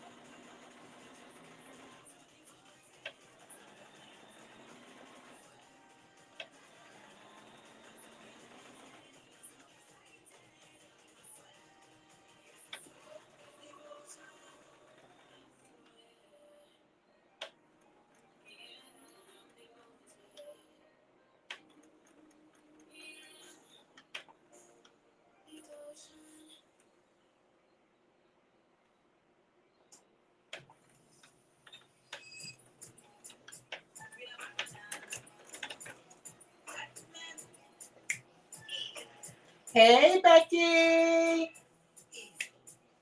Hey, Pearl. Thank you for joining. I am working on McCalls 8449. I have made a ton of errors making this dress, but alas, we are sewing, we are continuing, we are thugging it out, and we are making some progress. You should have an edge stitch foot. So this one, it's a foot that looks like this. I've got a Bernina. Yours might look slightly different, but it has this piece that juts down in the center of your foot. Can you see? And that you use that as a guideline when you're sewing. So it makes for really, really accurate top stitching. I swear by this foot. Other than the universal foot that I sew with a lot, I swear by this foot. An edge stitch foot, I think you can probably use like a blind hem stitch foot as well because it has that same sort of guideline. But if nothing else, get yourself a edge stitch foot. Universal foot, your edge stitch foot, and then after that, we can talk like about the zipper feet or buttonhole feet. But this one, definite must have for me. So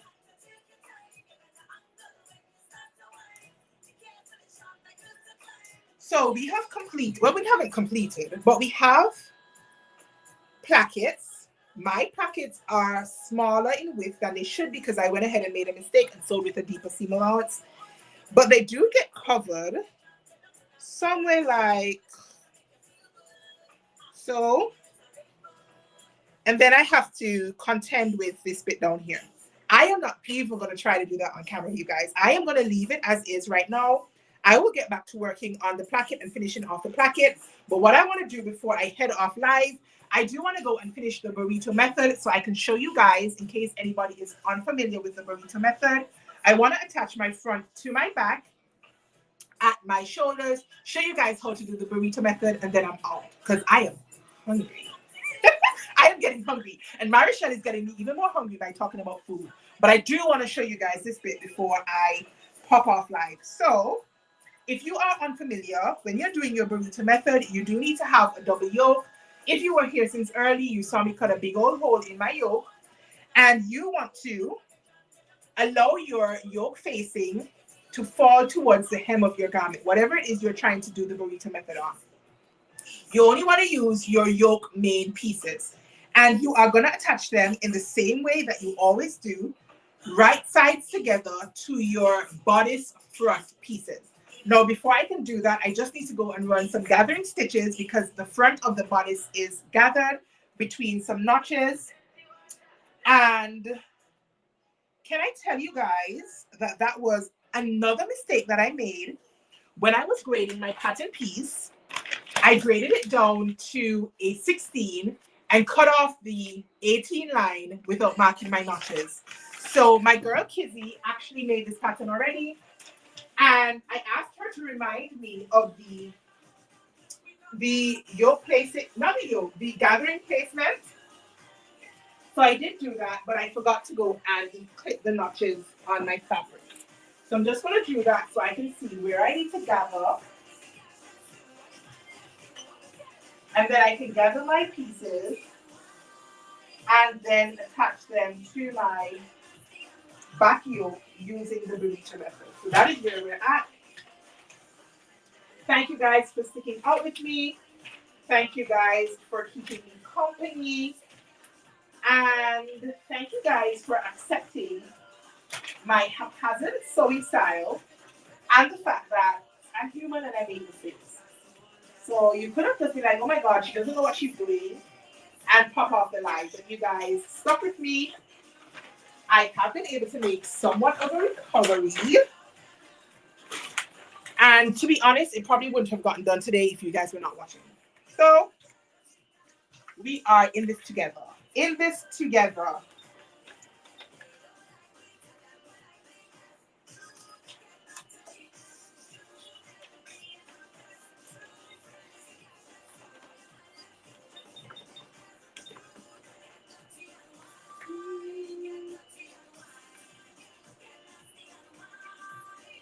Hi Sandra, thank you for joining.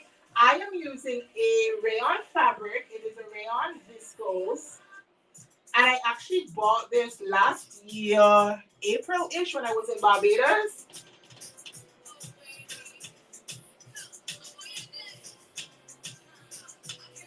Listen, in sewing, there will always be mistakes. And to me, it doesn't even matter how long you've been sewing. Sometimes when you become more experienced at sewing, you make even more mistakes. Why? Because you become overconfident and you take things for granted. Whereas like when you're a beginner, you are very conscious to like pay attention to all the rules. You're marking all your notches as you should. When you become experienced, you're like, oh, I don't need that. I don't need that. And so you don't do certain things until it turns around and bites you in your bum. And then you're like, oh my gosh, I should have done that. So that is where I'm at. Some of the things I'm like, Chris, you knew better. Why didn't you just do X, Y, and Z? What is going on?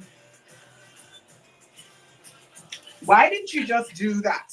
Why didn't you just mark your markings? Why didn't you just stop? And then you end up in trouble. And then you say to yourself, oh, next time I'll get it right. And you do the same thing again. So for me, I am always very close to a seam ripper. I've got some at my cutting table. I've got seam rippers here at my sewing machine because I always need a seam ripper, you guys. And I'm not even ashamed to say that. It is what it is. I think what makes a difference though between like beginners and more experienced sewers is when you make enough mistakes, you kind of figure out how to rebound from those mistakes without like going into a complete panic. Although I do still panic sometimes, but on those occasions when I actually take the time to fix a mistake, it's not usually because I don't know what to do. A lot of the times it's because I don't want to have to do it in the first place. And I'm like, you just disrespected me. Why did I make this big boo-boo? You disrespected me and I don't feel like fixing you.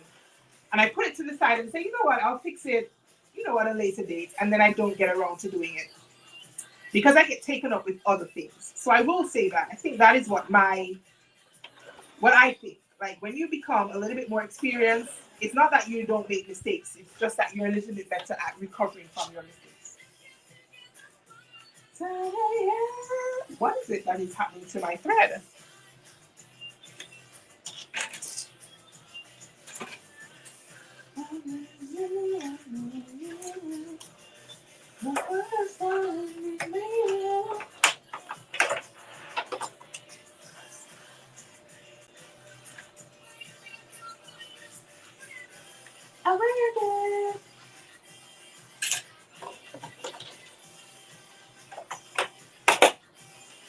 I had a piece of thread that kept getting stuck, so I just pulled it back out.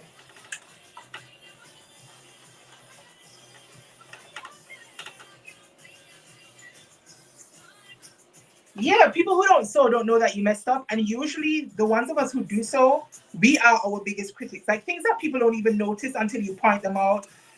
Sometimes I'm like, oh my god, Di, look what I did. I completely screwed up my project. She's like, let me see, let me see, let me see. And then when I show her, she's like, that's it, that's all we did. You know what I mean?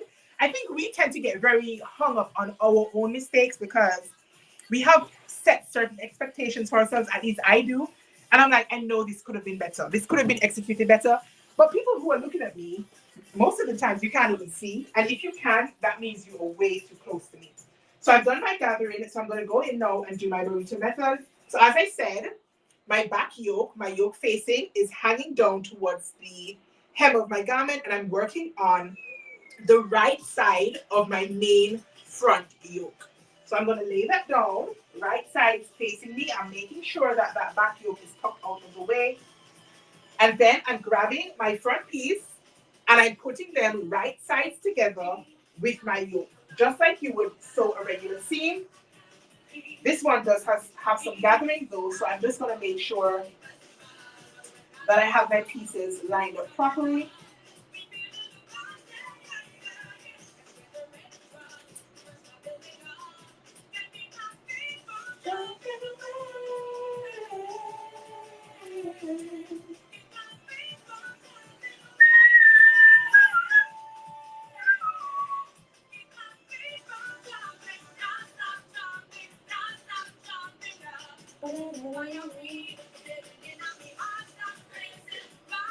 Girl, I was at the stores recently when I took my trip to Miami. And I was like, I bought one dress.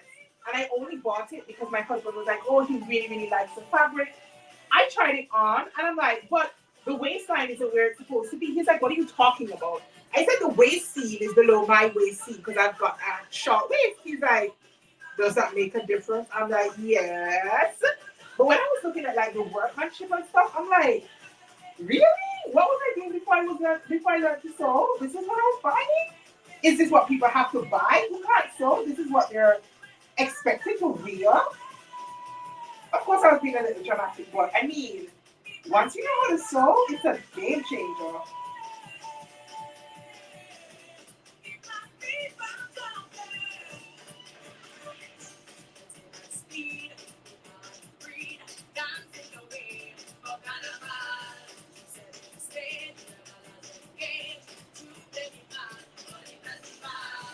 So I like to do 2 rows of gathering stitches, and I just pulled my thread too hard, and I have gotten rid of my second um, row of gathering stitches. So I'm just going to go and put it back in because I believe that really does make a huge difference in how your gag is laid.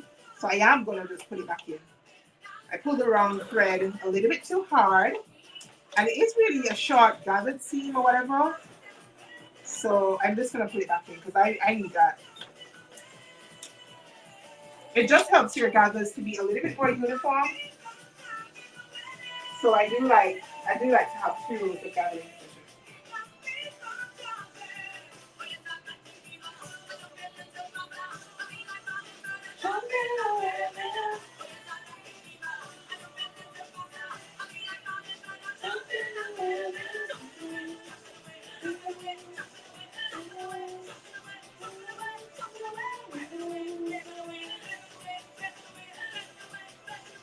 When I'm working on longer seams, sometimes I will actually tie a knot on one end of my gathering threads just so I don't end up pulling them out. Short seams are not such a big deal, but when you're working on long seams, you don't want to have to do the gathering all over again because you pulled your gathering stitches out. So I do like to tie a knot when I am working on longer seams.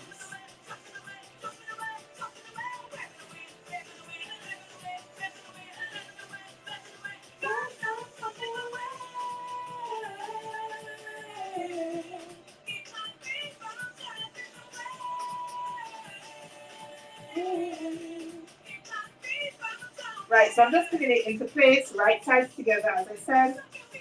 Adjusted my gathering stitching so that it is fairly even. It's not perfect. I'm not bothered. Because this fabric is so lightweight as well, the gathering is going to come down a lot. Whereas if you're working with like a thicker fabric, a bulkier fabric, your gathering is going to be a little bit more pronounced. But because this pattern has such like an oversized, loose sort of silhouette, I definitely wanted to use a drapey fabric. So again, in case you missed it, I am working with a viscose rayon fabric.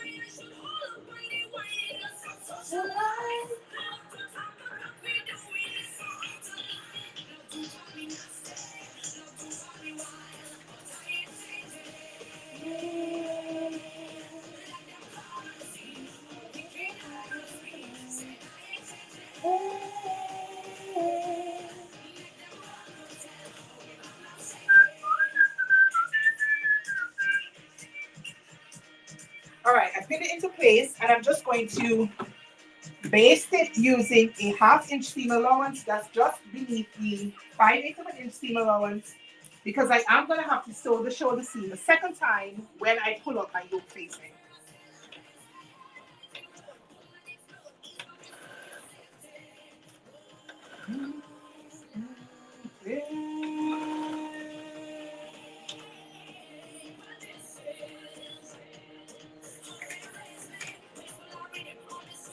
Boy, y'all are lucky y'all got stuff at Joanne. I was able to go with Diana when I was in Miami, in Florida, and it was a disaster. I was so disappointed, you guys. I thought I was going to get some patterns. I had my mind set on getting some patterns because, as you know, where I live, I don't have access to those kind of things. When I buy patterns, I've had to buy them online. So I do much prefer to have physical patterns because it means that because I make adjustments and I trace my pattern pieces, it's one less thing for me to do, assemble the PDF. And I went to Joanne and we tried to get patterns and the guy was like, they can't sell them to us because they had instructions to destroy them, like to throw them out. And I'm like, but I'm willing to pay for the patterns. And he went a step further and said, it's not even that they're just going to throw them out. They've been instructed to soak them in water first and then discard them. I'm like, what is that? You've got drawers full of patterns. And here I am waiting and ready and willing to spend coin on these patterns. And you much prefer to throw them out than to sell them to me. So I was super disappointed. And the fabrics had been so picked over. I was able to get 2 pieces. They were both knit fabrics. I was, and I only bought them because I'm like, oh, they're okay. And just to say that I got something. I would have liked to get some notions. Nothing like that was in the store. Not one single thread. Nothing, you guys. So for those of you who are still able and were able to get stuff from Joanne, good for you. Good for you.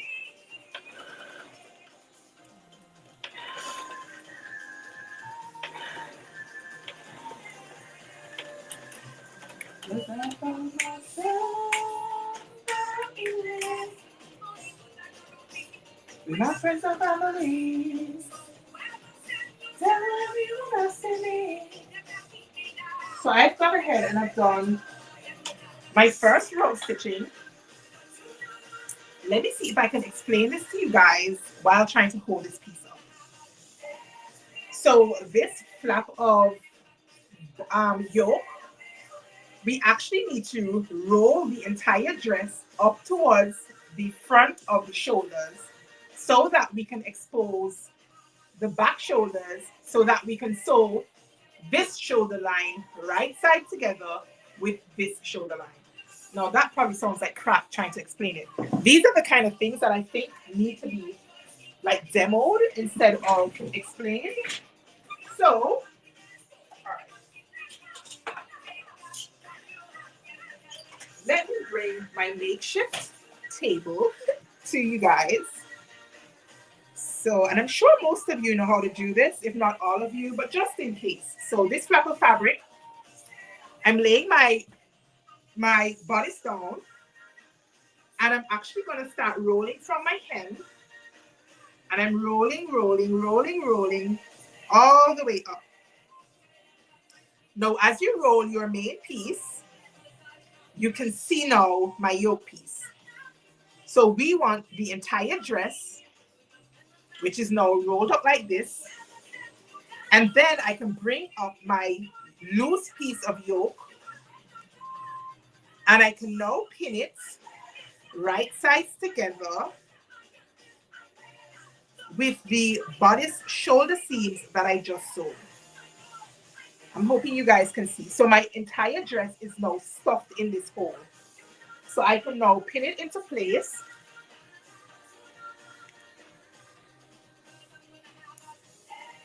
So our two yoke pieces now end up right sides together at the shoulder, and the bodice main is now sandwiched between. So you've got three pieces of fabric sandwiched together at the shoulder seam.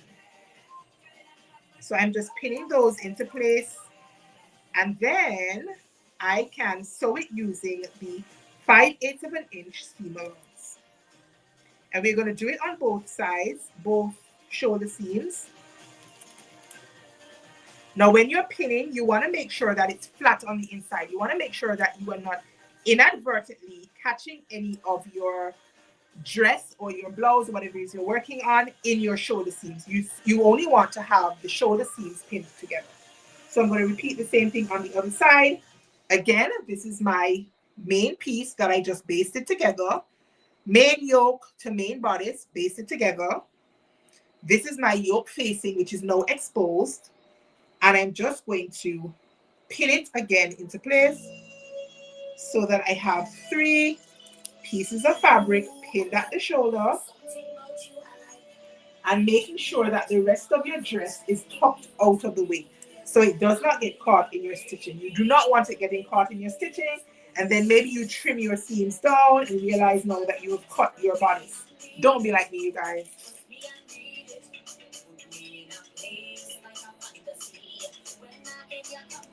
I need it. Trust me, I need it. Got me now, I like it. Something about it excites me.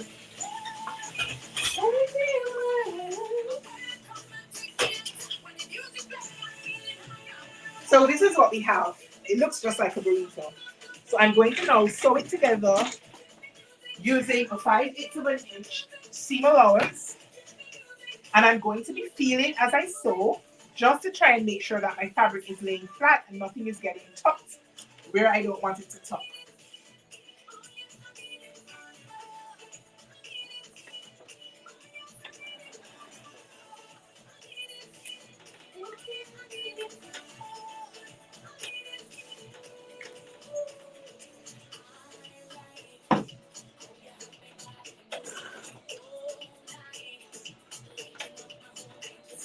I would have gone in that trash as well. If those patterns were in the trash and they told me it was in the trash, I would have gone in the trash. It is such a waste, I think, of good patterns that people can use. And it makes me like question the morals of simplicity. I'm like, did you get directions from simplicity to destroy the patterns? because they're not making anything from this liquidation. Like, really? I mean, if they had even sold them for $1 or $2, even $3, people would have gone and bought them. I just couldn't believe it. I'm like, dude, are you serious? No, this is another reason, you guys, why it's really, really important to stay stitch your neckline, because you're like finagling your neckline a lot when you're doing the burrito method, and you want to try and minimize stretching your entire neckline like out of sorts.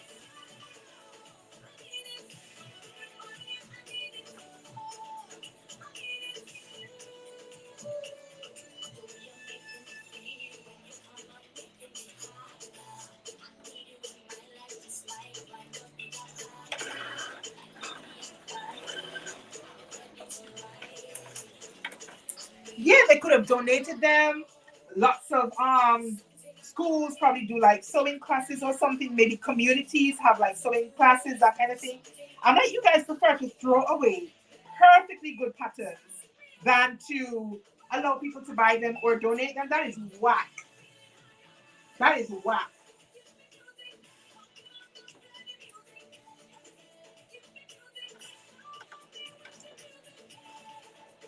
So I moved on to my other shoulder seam.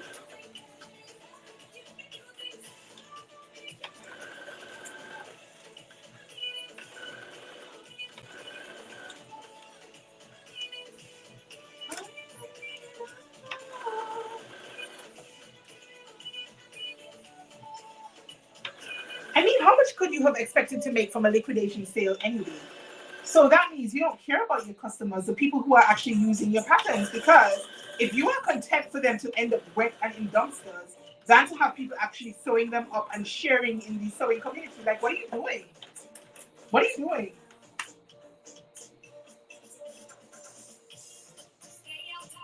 All right, so this is what our burrito looks like, and now I need to pull it out.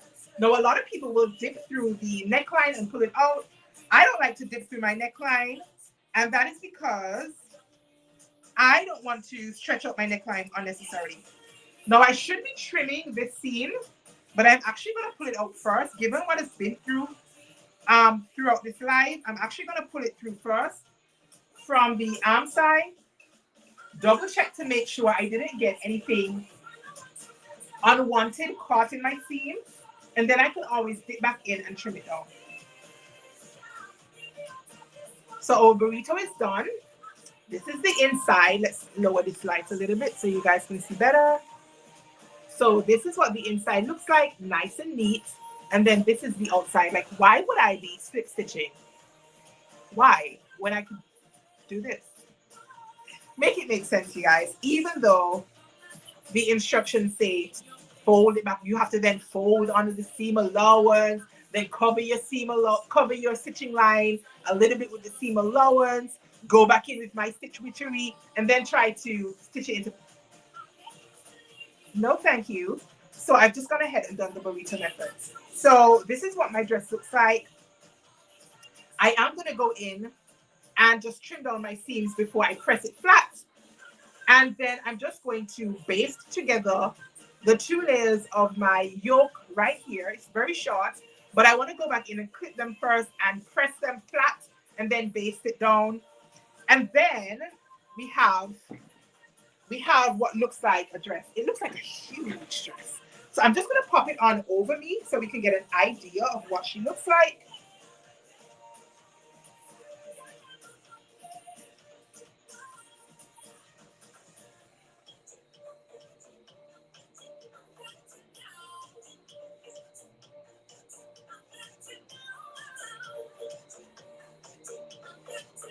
So my neck hole is now a complete ½ inch too small.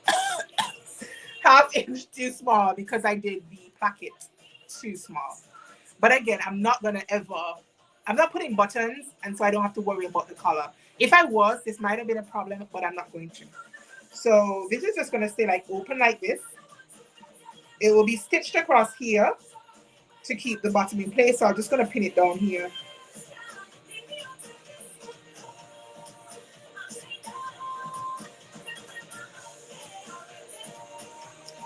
So, gosh, this looks like it's big, you guys. And if I followed the pattern, I would have graded out to a 20 at my waistline. And this is an 18. Maybe I should have graded it down to the 16 completely. I wish I had the smaller envelope. So even with the 5/8 of an inch seam allowance, can we see? Like, how does that look to you guys? Does it look huge? Like, does like a 90? Oh my gosh. This length is right below my knee. Ugh. I want it. We'll see. We will see.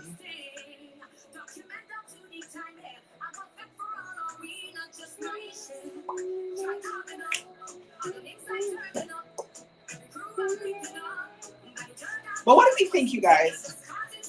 Does it look like it needs to be taken in? Like, should I just go and grade it down? I do need to add pockets, as I said, but I actually want to baste it together. You know what? Let me just baste it together right quick. It's just a long stitch length anyway. Just so I can get a better idea and so I can get you guys' input. Because I don't want it to look like a 90 on me.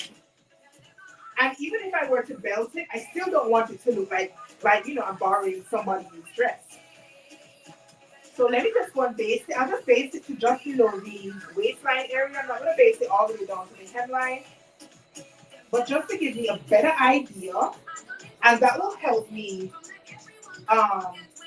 sort of like decide whether I need to go and remove some of this width. Because I don't want to do all this work and put in the pockets, put in my interfacing where I want to put my pockets, and then end up having to take it in on the side. That will just annoy me. So I'm just going to baste it together right quick. Just about halfway down. So you guys can see, and then I can hear what you guys think about the width. Looking at it right now, it looks like it's going to be too big. But let's see.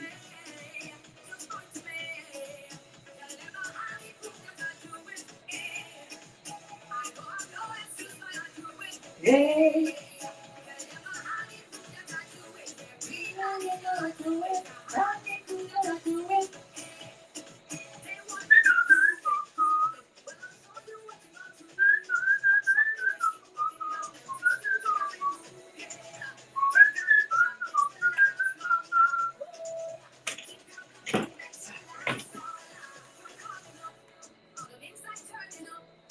So Sandra, the pattern does come with a sash piece. I hadn't cut out the sash piece originally, and during this live, I was really happy that I hadn't cut it out because I made the boo-boo and I needed to go back to that little piece of fabric I had left in order to recut my back yoke. So I'm not sure if I have enough now to do the sash. I'll have to go see, what's left of my fabric. But if not, I can definitely like rock it with a belt. That is not an issue. Like, you can wear a belt. But even with a belt, I still don't want it to look like I'm borrowing somebody's dress. You know what I mean? Like, that is so big that it looks like, oh my gosh, you went into somebody's closet and stole that. I still want it to look oversized, yes, but like it's mine. But it does have a sash piece. It's just that I hadn't cut it out. And I am so glad that I did not. All right, my tension is way too high. So it started gathering my side seams that I was basting.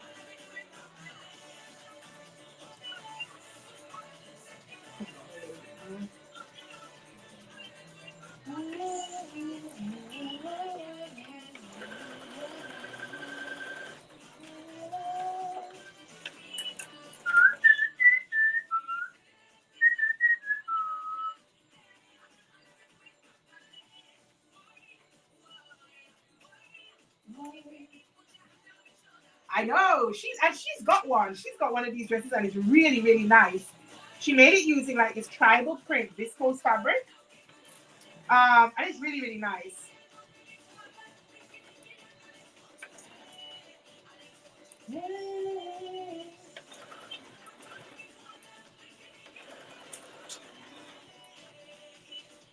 I want it oversized, but I don't want it to look huge on me. I don't want it to look like I'm swimming in it. And that's the thing about choosing your starting sizes. The finished garment measurements are really, really important. And for me, I wish they would give more of the finished garment measurements on the envelope. Because like when I'm buying a pattern, I'm of course looking at the measurements on the back of the envelope to get an idea about which size I want to, which envelope I want to buy. But when I'm making up my actual garment, I look at my finished garment measurement to help me determine which size I want to start with. So the two separate measurements are serve different purposes for me. So I will look at my garment, my body measurements compared to the pattern envelope to see which envelope I need to buy. Sometimes I have a look at the line drawings that will kind of give me an idea. But I didn't think this dress was as oversized until I saw the pieces, and I'm like, maybe I should have bought the smaller envelope. But if I had access to those finished garment measurements up front, I probably would have. But it's too late now, and as I said, I am not buying this pattern again just to go down a size or two. So I basted it together. Let me just pop it on. I want to take off this dress to get a more accurate feel of it. So just give me a sec.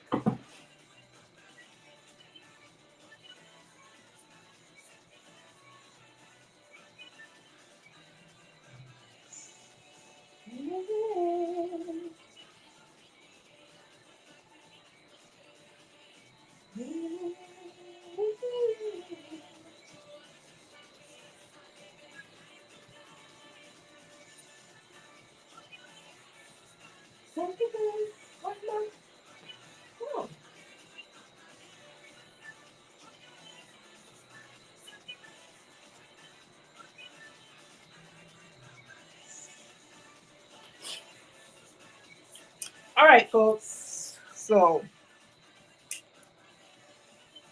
oh, come on.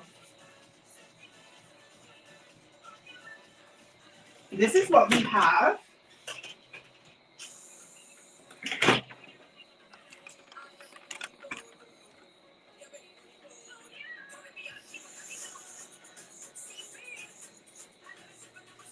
Look at the movement of this. Look at that.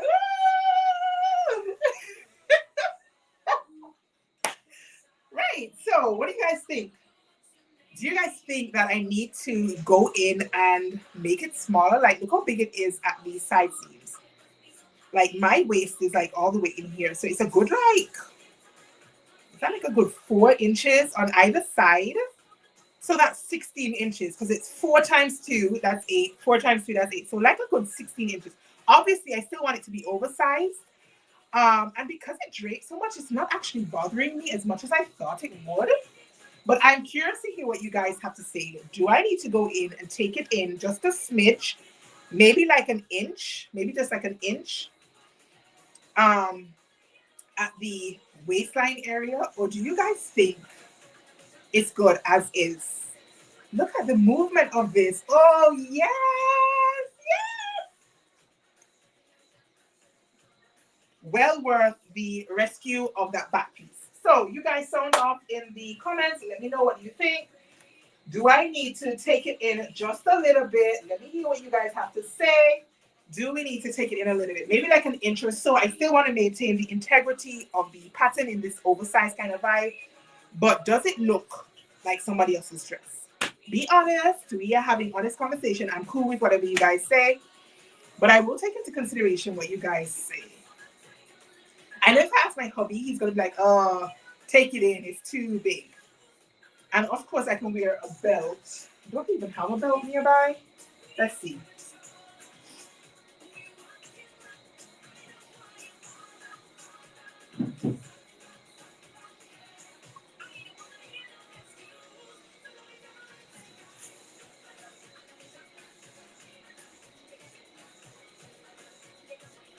I wouldn't wear this belt with it, but this is what it would look like with a belt.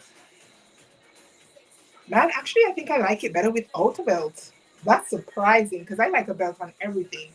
But I actually think I would like this better, like without a belt. So I probably should go in and take it in a little bit. I don't like how it looks with the belt. I actually don't like how it looks with the belt. Oh, shocking. I don't love it with the belt. No, I don't love it with the belt. It looks nice actually, like this. Does it? Hmm. Let me see what you guys have to say.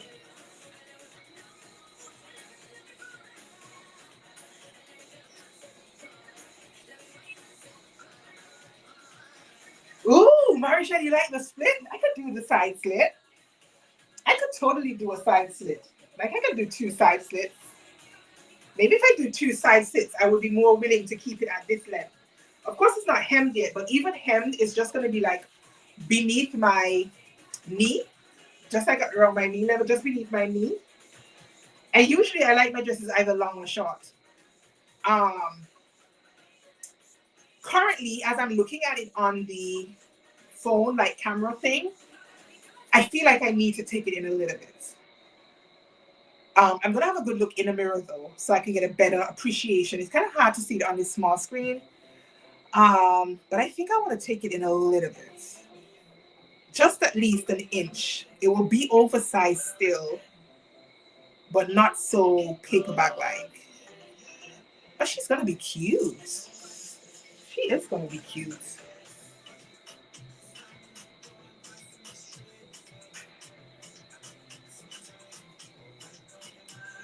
You can't even tell that it has a color because of fabric, but I think it's gonna be cute.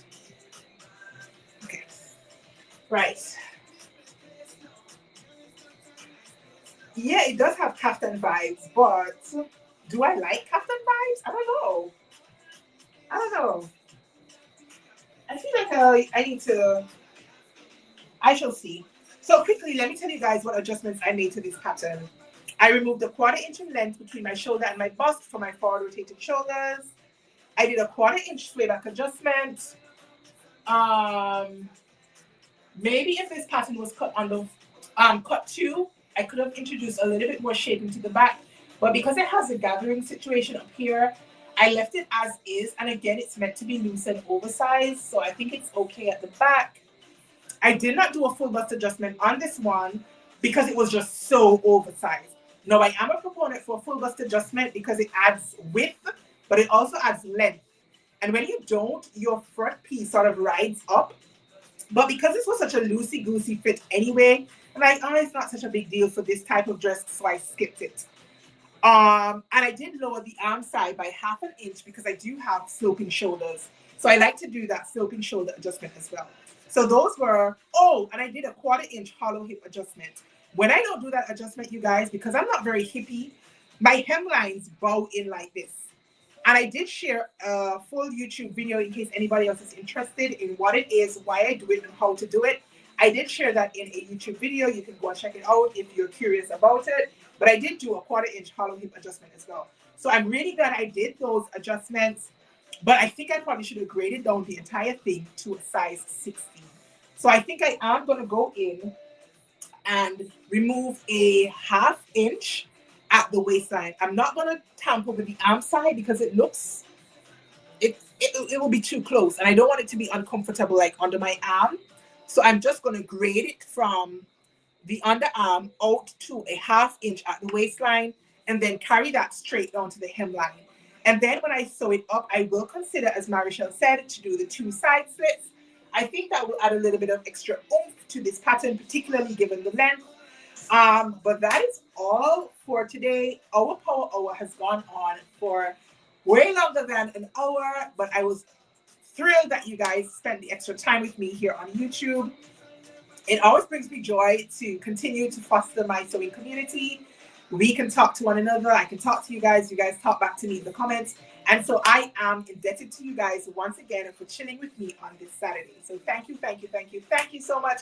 If you popped in late, if you were in and out, if you have been with me from the beginning, it matters not. The point is you guys spent some of your day chilling with me, working on this dress that I screwed up more than once. But I'm so glad that I at least have the shell of something to share with you guys. And I will finish her and I will be sharing probably in my stories over on Instagram. So if you're interested in seeing what happens with this dress, make sure you're following along with my Instagram stories. Yeah.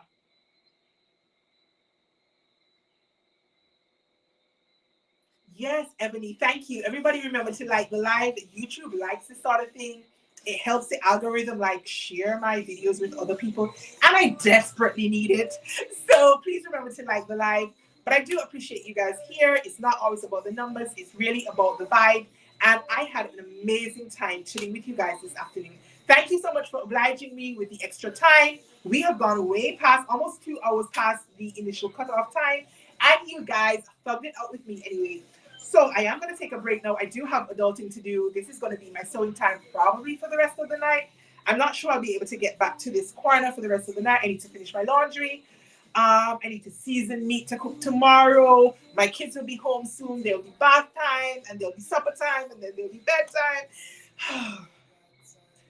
If I get an opportunity to come back, I will come back and do a little bit more work on it. Maybe just finish off the front placket.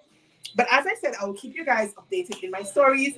Remember to look out for my YouTube video that drops tomorrow, giving you all of the sauce on my South Florida Frocktails experience. So I think I am signing out from the very, very tiny island of Montserrat. And I will catch you guys hopefully sometime sooner rather than later for another very spontaneous power hour. Remember to keep looking at my Instagram stories. I usually don't have like big notice for my lives. It's just like, oh, hubby says I'm going to do X, Y, and Z with the kids today. You will have an hour or two to yourself. And then I say, oh, let's go and do a live.